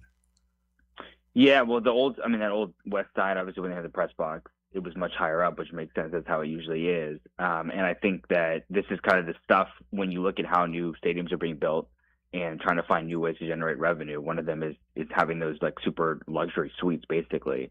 And the way to do that is to get sightlines that are better than they have been in the past. And so I think those suites obviously are going to be big, and all the seats on the West Tower for people who are sitting over there. And then obviously, like Scott has talked about, making all the other changes to make sure that everybody going to the stadium sees the new stuff like the sound system and the video boards and stuff like that. Yeah, I think that's what is very, very important that some people may not realize. If they've seen this from afar, maybe they haven't looked at the live stream on Go Tigers Go, or just don't know all the information that we've talked about in the media. they may be looking at it and going, all right, this is for the people with a lot of money. That's what those suites are. Now, here's the thing. There's a couple of things. One, first of all, as everyone knows now, the University of Memphis owns that stadium. So this is all revenue for the University of Memphis. This was the intelligent thing to do. It was really the thing they absolutely had to do. And so now it's important that they fill those suites, get maximum capacity, make a lot of money off that. But as you just started to allude to, Jonah, the Jumbotron, and I mean now it'll be a Jumbotron with what it is, what it's going to be. The ribbons that will show scores and other things, the other scoreboard where there will be other games, highlights of other games shown. The sound system, which is now going to be equally delivered across the entire stadium where it won't sound too loud in one part or too low in another part. These are all things, what they're doing with the halo, other things they're doing to the concourse, what they're doing with the seats, the resealing, the painting, everything. This enhances everybody's viewing experience, no matter if they're buying the cheapest seat in the place or they're in one of those luxury suites. Yeah, obviously that was part of the thing they've talked about over the past couple of months. And I think, look, it goes back to the thing it always goes back to: win games, people show up. And I think ultimately it's like, especially we spent the last, I've heard about the stadium a lot over the past couple of weeks. And my takeaway is I'm ready to see some football. Yes, yes. That's what I'm ready to do. No, yeah, let's actually watch football in the stadium instead of just touring it and doing those types of things. What do you like for the football program itself and what it ends up being like? How much do you think this having a renovated stadium actually impacts the football team? Yeah, I mean, I think that depends on kind of the stuff with interest and with fans, right? Because like if you do have a full stadium and it's renovated and all that stuff and it's packed, then you have a real advantage, right? A home field advantage. And that's obviously what they've been trying to do over the past month or so, and really throughout the whole process, is to use this as a way to drive interest in the program. And they've got a lot of things going for them now. Obviously, a new coach, which brings excitement, and the way Charles Huff has been talking about the program, I think is driving excitement and interest in the program. And then obviously the new stadium and people want to see it and stuff like that. I do think the home schedule isn't particularly strong this year. Most of Memphis's tough games and games against the best teams projected are going to be on the road. And that makes it difficult. Like I know last year they said, the attendance was way up. Part of it was because they played a lot of those teams at home. They're in this thing where they're playing South Florida, Navy, and Tulane either all at home or all on the road every year. And so when you get that year where they're all at home, that means you get a lot of interest. People want to come watch them. And then when they're all on the road, it kind of changes. And so I think that's something that should be considered when we look at attendance and stuff like that and why those numbers can fluctuate. But yeah, I do think it can help them. I think it's a positive in terms of the feeling around the program. And again, comparing and kind of going with the stadium stuff and then also the new players and the new coach, I think that does give you some positivity and some momentum going into what's going to be a really interesting season. Well, excuse me. Go ahead. The along that line, though, as you said, I mean, in the end, you win games, people show up. If you don't, they tend not to. Mm-hmm. What, like, again, with all of the new players, everything else, like, what do you what are your expectations right now as to how good this team will be? Yeah, that's I was saying to someone yesterday, I think the biggest question with the whole team is what should the expectations be like going into the season? Because on one hand, you've got a new team, new coach, basically an entirely new roster, right? There's not going to be very many returning starters or key contributors. And usually that would be a recipe for, okay, let's establish a baseline and try to build for the future. Yeah. The thing is, when you look at the rest of the conference, almost every other team is in that same position too, that you would expect to be the top of the conference. And somebody has to win the conference, right? and you better get used to it too, Jonah, right? You better get used to it. Well, yeah, exactly. But so it's not like Memphis is the only team that's doing this, and It's not even close. It's every team. Really, if you look at kind of handicapping the American Conference, basically every team has major question marks one way or the other. And so what you're really looking for is, what am I most confident in, or who do I think has the highest floor, or something like that. Because I think when you look at Memphis specifically, you can convince me on one hand, there's so many new players, the schedule's tough early, they don't have time to gel, and I don't think this team is going to be at the top of the conference year one of Charles Huff. you could also look at it and say, I'm looking at this conference and the other teams that I think are going to be at the top of it, and I feel like Memphis has the best combination of talent, coaching, and all those things, and Memphis can win the conference, and I think that's absolutely fair. And so I think it's going to be really interesting to see how we get to the season. I really think that the UNLV game is going to essentially decide what the expectations are, because I think if Memphis wins that game, and obviously it's week 0, that means you're going into week 1, and probably everybody who's doing their season previews is talking about Memphis as not only the best team in the American, but probably the group of 6 team that they're most excited about. If you lose that game, then they're talking about UNLV that way, and you got to take a step back in terms of expectations. And so I think that's going to be a big thing, both going into that game and then especially coming out of it before week 1. Well, I think you're absolutely right. I think it's fair, everything you said, as far as where the Tigers could end up being, but the unknowns for everybody, like you said, in this conference. There's just so many unknowns. When I get asked about the Tigers, I said, let me watch them, first of all, in practice when I could stick around, and then let me see them in that first game, because I don't know. I don't know. And you put together a story here at the Commercial Appeal a couple days ago on the strength of the schedule, and you ranked the games in order. And no, there's really no arguments for me. I think you're right on. And yes, the tendency is when you look at road games, they're usually the toughest, but it's not always the case. Like last year, and I don't know if you did this exercise for last year's season, a couple of those road games you wouldn't put as tough road games. Now, Charlotte is one that you don't have up there, but your top 5 are all roadies, and rightly so. But the question marks still exist in the American Conference. What's South Florida going to be like? What's Tulane going to be like? What's Navy's going to be like? We're going to get to that in a second. But you hit it on the head with UNLV and Boise. Now, you had Boise as number 1, toughest, and UNLV number 2. And I agree wholeheartedly with that. But you're right. You set up what could be an incredibly special season if you can win those games. But right now, who knows? Both those teams are going to be favored to win their respective conferences. Yeah, but that's the thing is not only that, you're also in a situation when we talk about the playoff where if you're Memphis, I know people obviously were excited about the chance to play Arkansas right on the road, and especially more so would have been a fascinating game now that Ryan Sorfield is there. But you lose that game, you don't replace it with a power conference game, which I understand people are disappointed by. But when you look at the schedule, UNLV and Boise, like you said, both are going to be projected to win their conferences, which means that they're kind of in the mix for the playoff.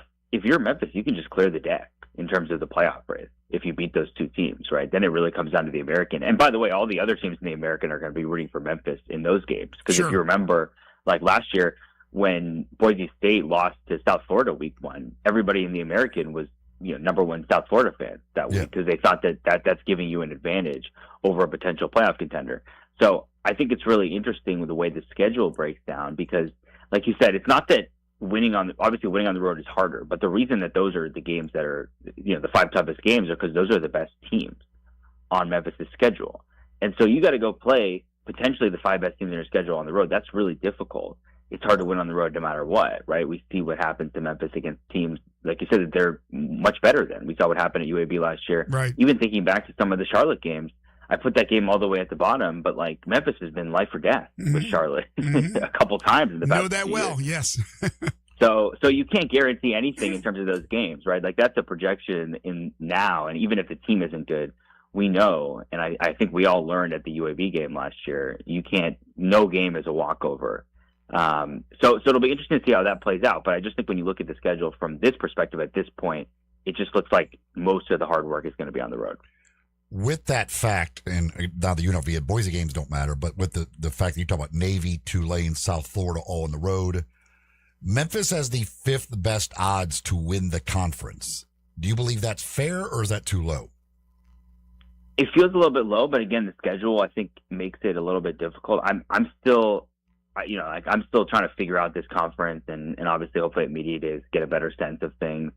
Navy seems like a lot of people are picking Navy kind of comfortably ahead of everyone else. And I've got some questions about Navy because, again, so do I. Not only did they lose a superstar quarterback, one of their all-time players, but they lost. You're talking about Navy and the wingbacks, fullbacks, whatever they are. They lost 3 really good ones too last year, and then they lost an All-American defensive tackle, Landon Robinson, on the other side of the ball. And so that's a lot to replace, especially when, as we know, they can't go in the transfer portal. So roster-wise, yes, there's some continuity because they're just bringing guys up who have been in the system, and the coaching staff is the same, which is huge. But there's a lot of questions in terms of that roster. And I could go through every team at the top, and there's questions about their roster. And so I think Memphis, yes, I could see the argument for these other teams maybe have less questions. But I think Memphis' talent is up there with everybody. And I think Memphis has the opportunity, if they can gel, to easily be one of the top teams in the conference. I think there is a question about every single game with the exception of UT Martin and maybe Temple. But Temple, I think, under their new coach, was better last year. And you pointed it out, your little snippets with under each game.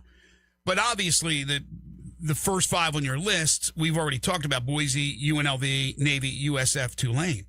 East Carolina, you get them at home. But I think that's a team on the rise. Army, again, you're playing one of those triple option offenses. And Army could be, who knows, when it's all said and done, they could be better than Navy. So that's always a challenge. The couple of the weird games, I call them the weird games. Arkansas State, it's always a battle. You usually win, but it's always a battle. And then the UAB game, you pointed out just the craziness of last year and where they fall into place in this conference. I have no idea, but it's the rivalry, and that's one you said they circled. And sure, battle for the Bones, want to get the Bones trophy back. And then even Charlotte, like you said, with the wackiness of close games that they were able to get out of Charlotte with a dub, but it's been very close. So Jonah, like people were asking me, what do you think they're going to do? Wins, losses? I have no idea. I could see them being 10-2. I could see them being 6-6.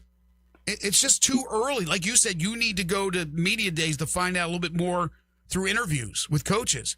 I'm right now just waiting to see these guys actually at practice, see who's established as the starters, and then really that first game when we go out to Vegas to watch them and see what they do in person. Yeah, I mean, I think, and it's funny because I feel like in the preseason we do this thing with like record predictions where we go through every game and we say, well, this is a winnable game, this is a losable game, but these are guaranteed this or whatever. You know, it's either 8-4 or 10-2, and then you get to the season, and then the UAB game happens, right? So you never know which game is going to happen. And Memphis lost to teams that were obviously worse and beat teams that were better. So you can't project games like that. I think that those, like you said, some of those games are trickier than they look. I think the UAB game, look, I'd be shocked if Memphis wasn't a significant favorite in that game. UAB is not expected to be a great team next year. But again, the fact that trophy has been in Birmingham all year, I know it's a whole new team and a new coaching staff, but I have to think that when that game comes that week, people in Memphis are going to be saying, we want to win this game by 50 points. Yes. And there's going to be, because of what happened last year, and no one is going to be 100% confident, again, because of what happened last year, that game is just going to go easy. And I think the Arkansas State game is a really sneaky kind of trap game, especially if you win, if Memphis goes to UNLV and wins, and you're riding high that whole week, and then you've got Boise coming up a week later in what's going to be another huge road game, and then you've got all the stuff about the stadium. People are going to be talking about opening the renovated stadium and all that. And Arkansas State is not terrible. They put up a fight. Really, it's been interesting because when Memphis went to Arkansas State a few years ago, the program looked like it was just done. Remember, they lost like 70-3 or something the week before. Memphis went there and blew them out, and then they kind of slowly turned it around, and they've been pretty successful over the past couple of years. And so that's not a walkover type game. And I think those are the types of games, like you said, that you can look at the schedule and say these are the toughest games, and maybe they could win this one or lose this one. But you could make a case for a lot of these games on Memphis' schedule. They could go either way. Do you believe Marcus Stokes wins the starting job? Yeah, I mean, I don't think it's done. I think I'm kind of at the same thing as I have been throughout the spring, which is that I think that he had the advantage going into it just because of his experience. And again, we go to all these things where I talk about projecting teams and stuff, who's going to win the group of six playoff race and stuff like that. And I think the experience is so huge, even if it's not at this level. Obviously, for him, it's Division II. And I think his fit in Kevin Decker's system, I think he's the exact type of quarterback that Kevin Decker wants in that type of system. I think it's going to be really interesting to see how that plays out, because that's also one of those things where they're going to be playing this very specific type of offense. Goes really fast. And again, we see, you can think about watching those South Florida offenses under Alex Golesh or the Tennessee offenses under Josh Heupel. You know what it looks like when it works. and you just keep scoring and they can't kind of catch their breath. And you also know what it looks like when it doesn't work and they go 3 and out and a minute went off the clock. Right. And so it's going to be really just to see how that kind of goes right at the beginning of the season. All right, last thing for you, just some quick thoughts on another topic, and that's the Grizzlies. You cover them as well for the commercial appeal. We had DeMichael Cole, of course, the beat writer. He was on earlier. He's on with us every single week. But your thoughts on these initial moves that they have made now in the offseason, including the draft, going into their first year, and hopefully it won't be that long of a rebuild. Yeah, I mean, it just feels like incomplete right now, obviously, because of the way the roster looks. Like it's gotten so bloated, and obviously more moves have to come. Clearly, the reset was coming for a while, and now it's here. And trading John Morant was a huge part of that, and obviously drafting Cam Boozer. It was kind of strange at that press conference for the rookies. John Morant was never mentioned, even though he was obviously still on the team at that point. And I think that was the goal, is just to reset this thing, which they're in the process of doing. But you look at the way, you want to reset your roster. You can't just snap your fingers and do it. And so this is kind of the process where it happens. I don't know that they're going to be in a situation even by the end of this offseason, going into the season, where they feel like the roster is 100% where they want it. I think there's more moves they need to make, not only the rest of the offseason, but just kind of in the next couple of years to reset things around the guys they want to build around. But when you start to look at what it looks like now, it looks like the core is starting to be in place. And obviously Cam Boozer is going to be a huge part of that.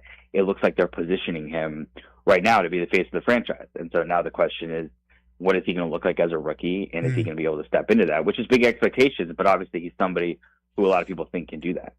He is Jonah Dillon. He covers the Tigers, the Grizzlies, and all kinds of stuff. He'll be covering the golf tournament as well for the commercial appeal. Follow him on Twitter at the Jonah Dillon. Keep up the great work, Jonah. Thank you. Great to have you on the program. Yep, thanks for having me. Take care. Folks, Central Barbecue for years and years has been serving up great barbecue at the various locations around town. Right now, they are serving up breakfast at the Central Avenue location. That's daily from 7 a.m. until 10:30 a.m. Breakfast available at 2235 Central Avenue. From breakfast burritos to French toast, toaster sandwiches, biscuits, you can find it all at Central Barbecue on Central Avenue. Again, 7 a.m. until 10:30 daily. They are serving up breakfast also at that location at 2235 Central Avenue. Once they turn over to lunch and dinner, well, there's a full bar as well, the OG Bar, serving up mixed drinks, wine, and local beers from 11 a.m. until close. The Tiger Margarita, one of the many signature drinks that they've got that you can try in the OG Bar at Central Barbecue. That's, again, the Central Avenue location, serving up breakfast in the morning till 10:30, and the OG Bar throughout the day and the evening as well at Central Barbecue, 2235 Central Avenue. All right, we've had a lot of guests today. We've touched on a number of different topics. We haven't had a chance, though, to hear from you. If you want to hit us up on the Sissy's Log Cabin listener lines, call in or text in. We'd love to hear from you. 901-360-8255. We'll get to that and some other things when we return. This is Sports 56 Mornings with Greg and Eli on Real Sports Talk. Sports 56, 98.5 FM. Let Bryant Dacus and Brett Norsworthy take you home every afternoon. Sports Time on Sports 56. Weekdays from 3 to 6 here on Sports 56 and 98.5 FM. Looking for that perfect piece that says forever? As did Grammy winner Lainey Wilson for her engagement. Discover the elegance of Holly Winter fine jewelry in Germantown. From stunning custom designs and engagement rings to timeless gifts you'll treasure for years. Holly Winter offers personalized service and beautiful fine jewelry for every occasion. Visit Holly Winter Fine Jewelry at the Shops of Forest Hill on Poplar, where Memphis finds sparkle, style, and something truly special. Holly Winter Fine Jewelry, 9155 Poplar, Suite 18. It's time to get your backyard ready for the ultimate pool party with a little help from Family Leisure. If you've been sitting on the fence about taking the plunge with a pool, now's the time to take the dive. You want an above-ground pool? Done. Starting at $39.99, and that's with installation. You want an in-ground pool? Take your pick. They start at under $50,000.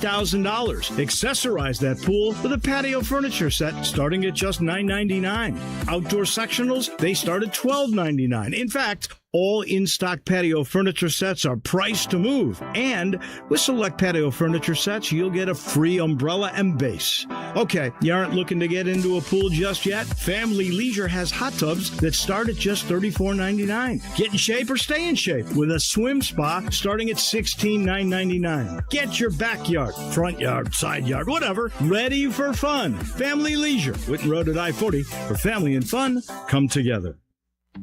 It's true. East Memphis Ace Hardware is closing, but just like always, they're taking care of you with a big going out of business sale. Everything in the store is 30% off. Everything, including the Big Green Egg and all Weber grills. Some things have additional savings, like Amy Howard paint at 75% off. Come in and save like it's goodbye, because it is. Save at least 30% on everything in the store. East Memphis Ace Hardware, corner of White Station and Quince, going out of business. Memphis, your Saturday mornings are about to get a little spicier. Get heaping helpings of SEC sports with the Back Porch right here on Sports 56 and 98.5 FM starting at 10 a.m. Back Porch features experts interviewing big-name guests, discussing big-time topics, and chopping up all things Southeastern Conference. You'll get plenty of facts, opinions, and perspective, all of it about the SEC. The Back Porch, Saturday mornings from 10 to 11 right here on Sports 56 and 98.5 FM. Now, back to Sports 56 Mornings. Morning. On Sports 56 and 98.5 FM. Here once again, Greg Gaston and Eli Savoy. Welcome back, everybody. 9:29 is the time. The USA still has a couple of remaining singles players at Wimbledon, although still will be hard to win it all with what's in front of them. But Taylor Fritz is the lone American remaining, and he's taking on Zverev and trying to get to the semifinals. One of the semifinals already is set for Friday. That'll be the Joker, Novak Djokovic and Jannik Sinner, the number one player in this tournament. I think he's number 2 in the world, if I'm not mistaken, behind Carlos Alcaraz, who was out with an injury. In the meantime, Coco Gauff is in the semifinals, and she'll go at it, I want to say tomorrow, because the final is on Saturday. She'll take on Karolina Muchova, who beat Naomi Osaka from Japan. So Coco Gauff 6-1 all time in her all-time series versus Muchova. So good chance Coco Gauff could get to the finals of Wimbledon. She's never been this far. Going back to our lead story, and that, of course, is the Grizzlies and the transactions that they have made, although, as DeMichael Cole said, still not official yet on that 6-team trade that lands them beef stew, Isaiah Stewart from Detroit, but he will be a member of the Grizzlies. But the Quentin Post transaction is now official. Quentin Post goes from Golden State to the Grizzlies. Yeah, the league has to approve all the stuff, and the Grizzlies will announce this and all of those things officially. And so technically right now these guys aren't all on the roster, but once these moves are all done, basically, and again, the first round picks aren't officially signed yet, so they're not technically part of the roster. But as of now, once these are complete, the Grizzlies will have 20 regular contract guys, and to go with their 3 two-way guys, and then Richie Saunders as an extra. So they're stocked full. They still got a lot of moves they got to make to get rid of some guys, and what method they use to do that and how they plan on going about that. We'll see if it's just a bunch of buyouts or if there is maybe some other trade situations, maybe taking on a bad contract, whatever. But they have, I would like to be able to figure out the full list of draft picks they have over like the next 5 years. It feels like the Grizzlies have about 50 draft picks between now and like 2033. I mean, it's unbelievable. And they just, by taking D'Angelo Russell in this trade, they added a couple more second round picks as well to the original picks that they were getting in the trade from Dallas. obviously they were giving up 3 second-round picks to Detroit for Stewart, but that's the 3 second-round picks they got from Detroit right when they moved down in the draft. So that was a net 0 as far as draft picks go. But it is like the amount of draft picks that they've got, the tradable assets and everything else. It's quite incredible, frankly. Well, first of all, you hope they're getting those assets when you're trading away Jaren Jackson Jr., John Morant, Santi Aldama, Des Bain a year ago. You're going to accumulate the stuff. Now it's what do you do with it? Are you able to make, first of all, great picks with your high draft picks? And the other thing is use the other draft picks as assets to acquire players, whether it's a player that fits into your future or whether it's a player that becomes a expiring contract. These are assets that you have to use. It's great to have them. Now you have to use them. And what I don't want to see is every year just, okay, we're getting younger. We keep getting younger. We keep getting younger. Eventually it's like, all right, let's strike now. We got some young, talented players. Let's get a veteran through a trade, bring him in. Now they brought in Jeremy Grant, but that was basically because they were getting rid of Ja. And they went out and they did get a free agent. But it was, a backup big in Quentin Post, who I think can, be a nice addition, but he's not winning a championship. So what do you do with these assets moving forward? Because as we've talked about, this is a team that is in transition. It's going to take a while, but you can't afford it to take too long. I don't expect these guys to do anything this year. I think people are delusional if they think this team's going to be like really good or anything this year. They're not. They're just not going to be. There's too many good teams in the West. They got a lot of question marks, but the moves that they made, I'm all for. I think they've made some positive moves. And sure, there's still the detractors of trading away Ja, but that was coming to a head. It wasn't because of us. Eli and I and J.M., we weren't the ones that came up with that idea, and the Grizzlies front office said, yeah, let's listen to those guys on Sports 56 Mornings. No, we just knew it was going to happen, much to the dismay of a lot of people. But now, again, it's turning all that stuff into something positive. They've made these positive moves. They went out in the draft, and look, Cam Boozer fell into their laps. Would Peterson been a better pick? Who knows? We'll find out 4 or 5 years from now. But you can't go wrong with Boozer. Now, Kareem Lopez, we'll see. We'll see if he's the guy that they believe he can be. We didn't have a lot of intel on Kareem Lopez. And then getting back to Saunders and the roster crunch, they put him out there on the platform with the other 2 guys draft night or the next night, whatever it was, the next day, and he was out there with his uniform. He's going to be on the team. So it's not like Richie Saunders was drafted in the second round and he's one that's just going to let go. He is going to be on the team, but I think he'll be a two-way guy because of the injury. So if he's a two-way guy. But he very well could not be. He may not be a two-way guy to start. They could do the Jemai Meshack thing they did last year. But could they lose him? No. Not unless they sign him and release him, but they're not going to that. They'll do like Meshack. He would, if they do the Meshack thing, he's just not with them in camp, and then they sign him to a deal with the Hustle, and he is a G League player until they can solve the roster situation. Okay, explain it to me, because again, you know the G League as good as anybody, as well as anybody.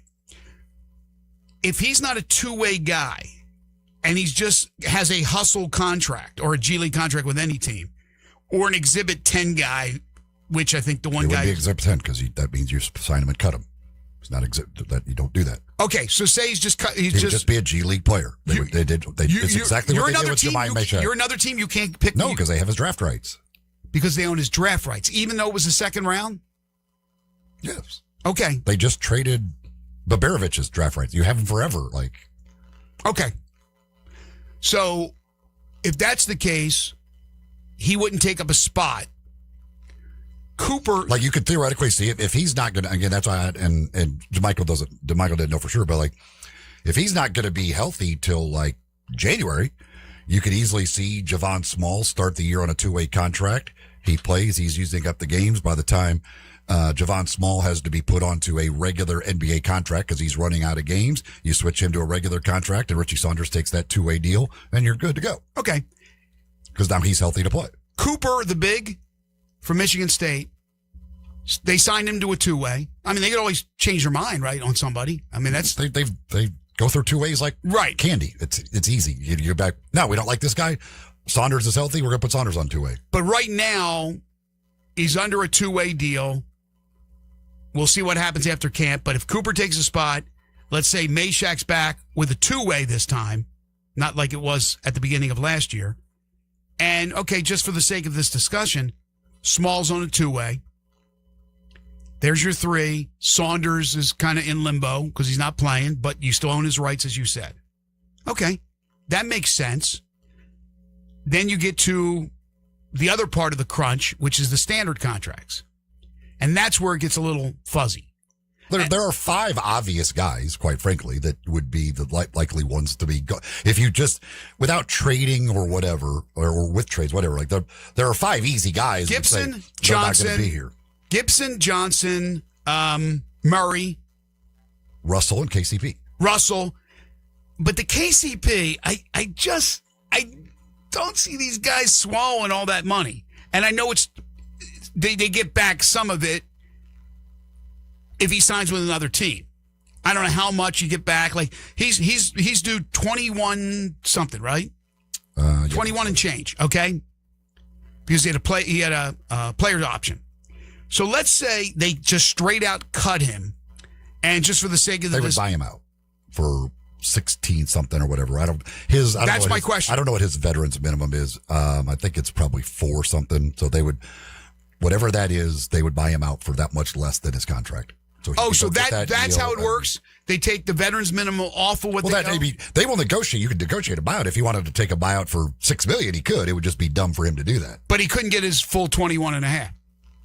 He could if the Grizzlies were willing to give that to him in a buyout. You would negotiate what a buyout, how much you're going to give him in the buyout. Okay. Yeah, I could see that happening. But I also could see them where they're trying to deal. Now, what would be the advantage for a team wanting KCP, where he is now in his career? That it's an expiring contract? They take on the money at 21, whatever. But in that situation, they're going to be giving up a bad contract too. So you're going to get a player in return. You're in the same boat. Same position. So you're in the same boat. You're not. I don't know that I don't think there's anybody out there that's just going to take on KCP's contract. Okay, so now you could give him up. Now, if you gave up this again, you could if you use some of these draft pick assets that you've acquired. That is a way you could do it. You say, hey, take KCP's expiring contract. Here's a couple of second round picks, whatever, for doing that. And then you might be able to get that if there's a team out there with a trade exception or cap space that was like, you know what, that's fine. We'll take it. We'll buy him out, but we'll get a couple of assets for doing it. Yeah. Okay. That makes sense. And that seems like the road they're going. That unless something out of left field comes, and you never know with the Grizzlies, but let's say they go in that direction. They do what we just talked about with the two ways, with those three guys. They have Saunders kind of floating around like Meshack did last year before he became a two-way guy. They cut all those guys or they buy them out, whatever. They get down to 15. So you're 15 guys. You're 5 bigs. Edey, Boozer, Stewart, Post, Hendricks. Right? Your other 10 guys. You keep listening. Hendricks has like a big. Hendricks is more of a wing than a big. I'm just putting him in as a big. I think he plays more the 4 than he plays the 3. That's what I've seen so far. But you're right. He could be I just don't see him as a 3. Not with the plethora of wings they have. I think Hendricks is a backup big. That's the way I look at it. So then your other 10, right? I'm doing this off the top of my head here. You got Coward. You got Wells. You got Jeremy Grant. That's 3. You want me to list them for you? I've got them all. Please, give me the rest. Give me the 10. Give me the 10. Cam Spencer, Jalen Wells, Cedric Coward. Wait. Give me. I'm saving anybody that could be a point guard. Save the point guards. Give me the other 7. Just do it the way I'm asking you to do it. I'm sorry. I got to go through my list. I don't have them listed by position. Okay. Can I sort through that? All right, go ahead. Jalen Wells. Okay. I could say him. Coward. Yes. G.G. Jackson. Okay. Omax. Okay. Jeremy Grant. Hendricks doesn't count, right? You already said that. Right. Grant. Okay, that's 5. So there'd be 5 more. Lopez, okay. 6. Scottie Pippen Jr. Okay, there's 7. Jerome 8. Who are the other two? Because we got Small as a two-way guy. Cam Spencer and Walter Clayton Jr. Cam Spencer and Walter Clayton Jr. There's your 10. So that's your roster. That roster right there. If that's the way, again, if that's no. I know. We're just saying. I'm sure it'll be different. I look at that roster. Now look at that lineup. Edey, Coward, probably Jerome, Boozer, and then either Grant or Wells as your starter. Right? Pippen coming up. That is... I just got to go play and go grow. I know. You just got to go play. Yeah, it's kind of like the best that we got rolling right there. They just got to let them grow up. I mean, I'm looking at Utah, even getting rid of Kester leaving, not them getting rid of Kester. Still formidable, that line. Yeah. And then you look at the guards now where they have, get Ace Bailey coming off the bench probably. You also have to keep in mind, Danny ain't just done this before. Not his first rodeo. Right. And now there are a few others that are still in the kind of the Grizzlies boat. Yeah. We understand that. But if Edey is healthy and he's playing the way he is capable of playing, Boozer's doing his thing like I know he can do. They get something from Lopez. Lopez is like, whoa, okay, I understand why they got him in the first round. Jerome is torching the net. They're getting good production from Pippen. Nobody's hurt. And then there's Coward, who I absolutely love. Everybody knows I love him. And then Wells has been very, very good. Since it's a nice lineup where they can be competitive in a lot of games. But when you're running into the Knicks and the Spurs and the Thunder and all these other teams, you don't have a chance right there. So then it's like the future. What happens? Then you got to look at the draft for next year, what's going to be available, where they stand. They have a chance just because they had to go out on the floor and go play. And it's not going to stay that bad forever. They won't be very good, but they won't be terrible. Yeah, I mean, if it may not be the U.S. versus Belgium. No. But if we get the Edey we saw last year when he did play as healthy, if Boozer is as good as people think, and if Cedric Coward takes a step forward, and if depending on how long Ty Jerome is here, like that foursome right there is winning you basketball games. Physically, they should be able to hang with anybody. They should be able to own the boards. And now it's a matter of the three-point shooting. Are they knocking down the threes? Are they finding the open guys with whoever's facilitating, whether it's Pippen, whether it's Jerome? Can they guard? On the perimeter? Period. As a unit. Because Edey's slow feet and all that? Just as a unit, as a crew, because that was one of the big things I thought from last year, that found a lot of spaces where they couldn't guard. That's a great point. And I thought, KCP was one who was going to be helpful on the defensive end. Couldn't do it by himself. 3-and-D guy, right. That with the health and everything, it was just last year was just such a cluster. Can they guard? That's a good question. I mean, people say, can they shoot? Well, you bring up, can they guard? And that is a good question. Also remember that a lot of last year, they didn't want to guard. They wanted teams to score against them. They were trying to lose games. With so much of a foul taste of bad habits that we have to get rid of from last year, now it's just like, okay, let's roll it out and get a fresh start. You didn't have Edey, and you were you were playing a bunch of guys who you were playing the hustle. Right, that's fair. And you literally weren't trying to win games. So it's not like you'd be like, hey guys, we got to lock down on this defensive possession. We don't care. You can do what you got to do. and it goes back to the double-digit fourth quarter leads that were blown and all of that. It just what Eli pointed out is all in that mentality of we're not trying to do this. If anybody was guarding too well in a game, they're like, you got to get out of here. You get on the bench. I saw you stop. I saw you block that shot. What are you doing? What you doing? You're not allowed to block shots on this team. And even though that eventually landed us Boozer with the luck of the balls, this year it's changed, so it's not necessarily going to bounce your way. But I don't want to see what we saw last year or a couple of years ago.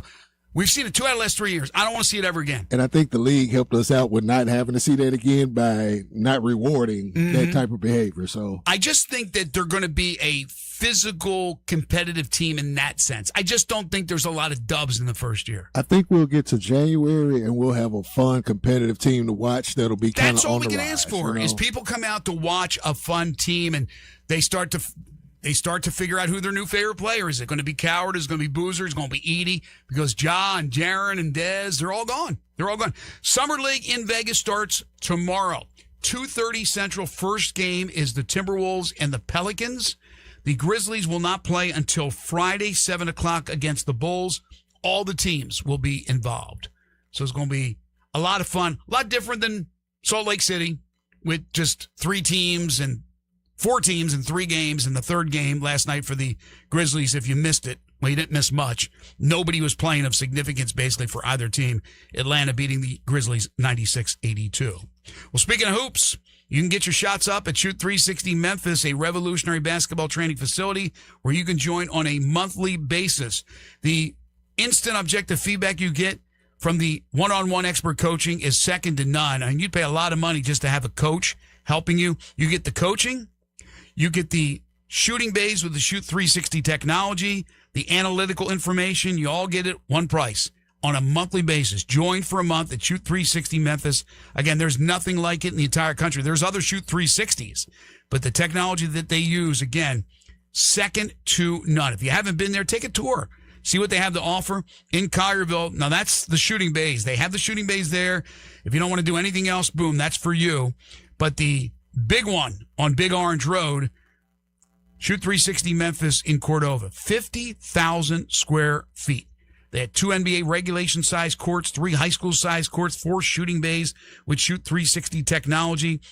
They have free coaching clinics from time to time, so contact them to find out when the next coaching clinic is being offered for all you coaches out there. Call them in Collierville, 901-316-5500, or stop by 85 Market Street.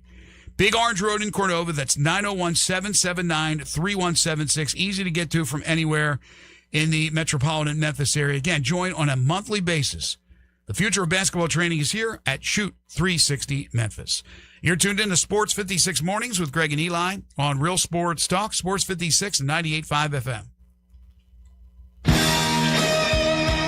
Add a little fun to your lunch break. Join Johnny Radio for Sports 56 Happy Hour from 11 to 1 every weekday on Sports 56 and 98.5 FM. Unlock your new go-to spot, Codes Dispensary in Steele, Missouri, just over an hour from Memphis. When you're ready for a legal, reliable option, they're right up the road. Explore the full menu of top-shelf products in-store and online. Short on time? Order ahead and cruise through the drive-thru for a quick pickup. Stack rewards while you stock up with Club Codes. Earn points for every dollar spent. Codes Dispensary, now open in Steele, Missouri. Supreme cannabis that's worth the drive. Learn more at codesdispensary.com. That's codesdispensary.com. Chris Price here with Metro Builders Roofing and Restoration. We've seen days, even what seems like weeks of soaking rain, damaging hail, and even flooding. So today, do one simple thing. Look up. If you see a water stain, bubbling paint, or discoloration on your ceiling, don't ignore it. What starts as a small roof leak can quickly become mold, turning a minor problem into a major expense. At Metro Builders Memphis, our professionals will inspect your roof, assess any storm damage, help mitigate further damage. We'll measure your roof from outer space and guide you through the repair or replacement process with an estimate on site with multiple options at that. Don't let them tell you your roof needs to be replaced when all it may need is some love. We'll give you an honest assessment so you can make the right decision for your home and family. At Metro Builders Memphis, call me, 901-375-1717. That's 901-375-1717, or simply book your appointment online at metrobuildersmemphis.com. And Doug. Limu and I created a trick to help you remember that you can customize your car insurance and save with Liberty Mutual. You see, the shirts Limu and I wear are yellow, and yellow is the color of lemons, and lemons grow on trees, and trees provide oxygen, and oxygen helps us breathe, and breathing is how you live, and you can live more life when you save money by customizing your car insurance. I agree, Limu. It's really quite simple. Only pay for what you need at libertymutual.com. Liberty, liberty, liberty, liberty. Now back to Sports 56 Mornings. Good morning. On Sports 56 and 98.5 FM. Here once again, Greg Gaston and Eli Savoy. Milestone last night for Shohei Ohtani. Hit his 300th career home run. 300th in the big leagues. Just adding on to what will be a Hall of Fame career, and the argument, of course, of the greatest baseball player to have ever lived. I got a text here on the Sicily's Log Cabin listener line at 360-8255. Raider Corey said, There's no doubt Zach Kleiman is getting good advice, support from some people who are in the know. He seems to have a good professional scouting team that he's assembled. Let's be honest, the guy had zero experience when he was named as the new GM. I just hope one day the Grizzlies can make a nice run towards a championship for the city. Yeah, I mean, he didn't have experience, but he's a veteran now. And there's a lot of veteran guys in that front office. There's 1 million people in that front office that do all this stuff, that figure out how to put a 6-team trade together and make it all work correctly and figure out how to manage a 20-man roster and get down to 15 and all these things. They got plenty of people to do it. Plenty of people that know what they're doing. Still, there's a lot of moving pieces when it comes to 6 teams involved in that complicated trade. God bless them. NBA on ESPN, if you follow them on Twitter, they got a picture of D'Angelo Russell, and they got the Grizzlies logo. D'Angelo Russell says he still has the ice in his veins. D'Lo will be entering year 12 while suiting up for his 6th NBA team, the Grizzlies. I don't know about that. His comment, though, no matter where you send me, I'm still dangerous. That was via his Instagram after being traded to the Grizzlies. Some people also would say, yes, no matter where they send him, he is dangerous to team chemistry and to team success. What are you hating on D'Angelo Russell for? He's a fine player, but I mean, there's a reason he's been shipped around and teams. There's a reason there's 6 teams in 12 seasons. For a guy who can just score the basketball. He can flat out score the rock. He's always been able to score the basketball, but it's not like it's not known. Like the guy, there have been some issues. He tends to like to shoot rather than pass sometimes. There are players like that. They enjoy shooting. Plenty of them in this league. Yes, there are. I swear. Shams reporting something that I think we already know. We believe. The Sixers, the Heat, the Cavaliers seem to be the front runners in the race to sign LeBron James. No mention of the Warriors. I think LeBron's going to hold out to week 0 of college football before he makes a decision. He may. You know he likes the headline. He going to get him an upstage headline. Oh, LeBron, no. He may be waiting just to see if the Warriors can figure out a way to get Anthony Davis. That's probably the most viable reason, though. Haven't they already shut that down? The Wizards say no deal? We're not making any deal for him? They shut it down to us. That would mean that the phone calls are going to stop. No, those phone calls probably continue. We were talking yesterday. I think it was yesterday. I'm sure there is some offer out there that would pry Anthony Davis from them. It's just whether the Warriors would ever be able to get to that point. Yeah. We were talking yesterday about the situation in Cleveland with Harden. If what comes first? And so I was listening to national radio coming in this morning, and they were confusing me because I couldn't remember what we said yesterday, but they were saying that it would definitely be LeBron first and then figure out what the hell's going on with Harden. Point. That's why they have I thought maybe it was you that said Harden yesterday. Once they sign Harden, then they can only give him the veterans minimum. Without signing Harden, I think they can give him a little bit more than the veterans minimum. That's the whole. But how about if he wants a little bit more than the veterans minimum? He wants even more than that. Does that take him out of the Harden sweepstakes to try to retain the beard? I mean, unless they're going to slide that Halliburton up underneath the table full of cash. I don't know. I'm not getting into the whole financial thing because that is the most confusing thing to me. It's mumbo jumbo. Like I've said, they're bringing Harden back. They just need to wait till LeBron's decision is made. Just to get that's what it seems. That's what it seems like. Mm-hmm. But like I said before, and I'll say it again. I'm sure they already know the contract they're giving James Harden. They just have to wait till LeBron makes his decision to actually officially make that a done deal. Yeah, but there have been times, like I said before, I said this on the show yesterday, that I've looked at teams and they say, there's no way that guy can fit under the whatever, and then he's on the team. And then it's just like the golf announcers. That is an impossible chip. There's no way he can get that thing within 12 feet. Birdie. And then, it's in the hole. It's 2 feet away. It's like, shut up. Here's the thing. In the NBA, when you're signing your own player, there is no impossibility because it doesn't matter. There is no cap. That's the birds, right? They can sign James Harden no matter where they are. Yeah, but the question is... That's why they do LeBron first, because he's not theirs. They can sign Harden to whatever, whenever, because he's theirs. Yeah, but Harden may not accept it. Right? Harden still has to make the decision. He opted out of his deal. I guarantee he already knew the deal he's getting. If you opt out, here's what we're giving you. We can't do this yet. We're waiting on trying to see if we can get LeBron. Right, I understand that. But how about if LeBron turned around and said, I need $30 million a year? Then they'll say we can't afford that. Okay. We can't pay that. All right, that's what I'm saying. Because he's not That's theirs. all I'm saying.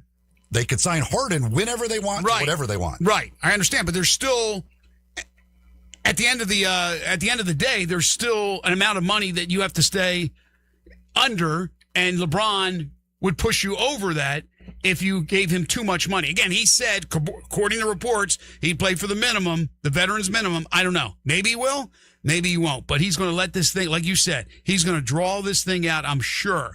Even though some folks believe that it's going to be Cleveland and it's going to be very, very soon. We'll see. That's going to do it for us today. I want to thank John Neal and Jeff Ernest coming over to talk about Courage Through Cancer, to Michael Cole, Lawrence Dockery, and Jonah Dillon. Tomorrow, among our guests, Kerry Miller on Major League Baseball with the All-Star Game coming up next Tuesday.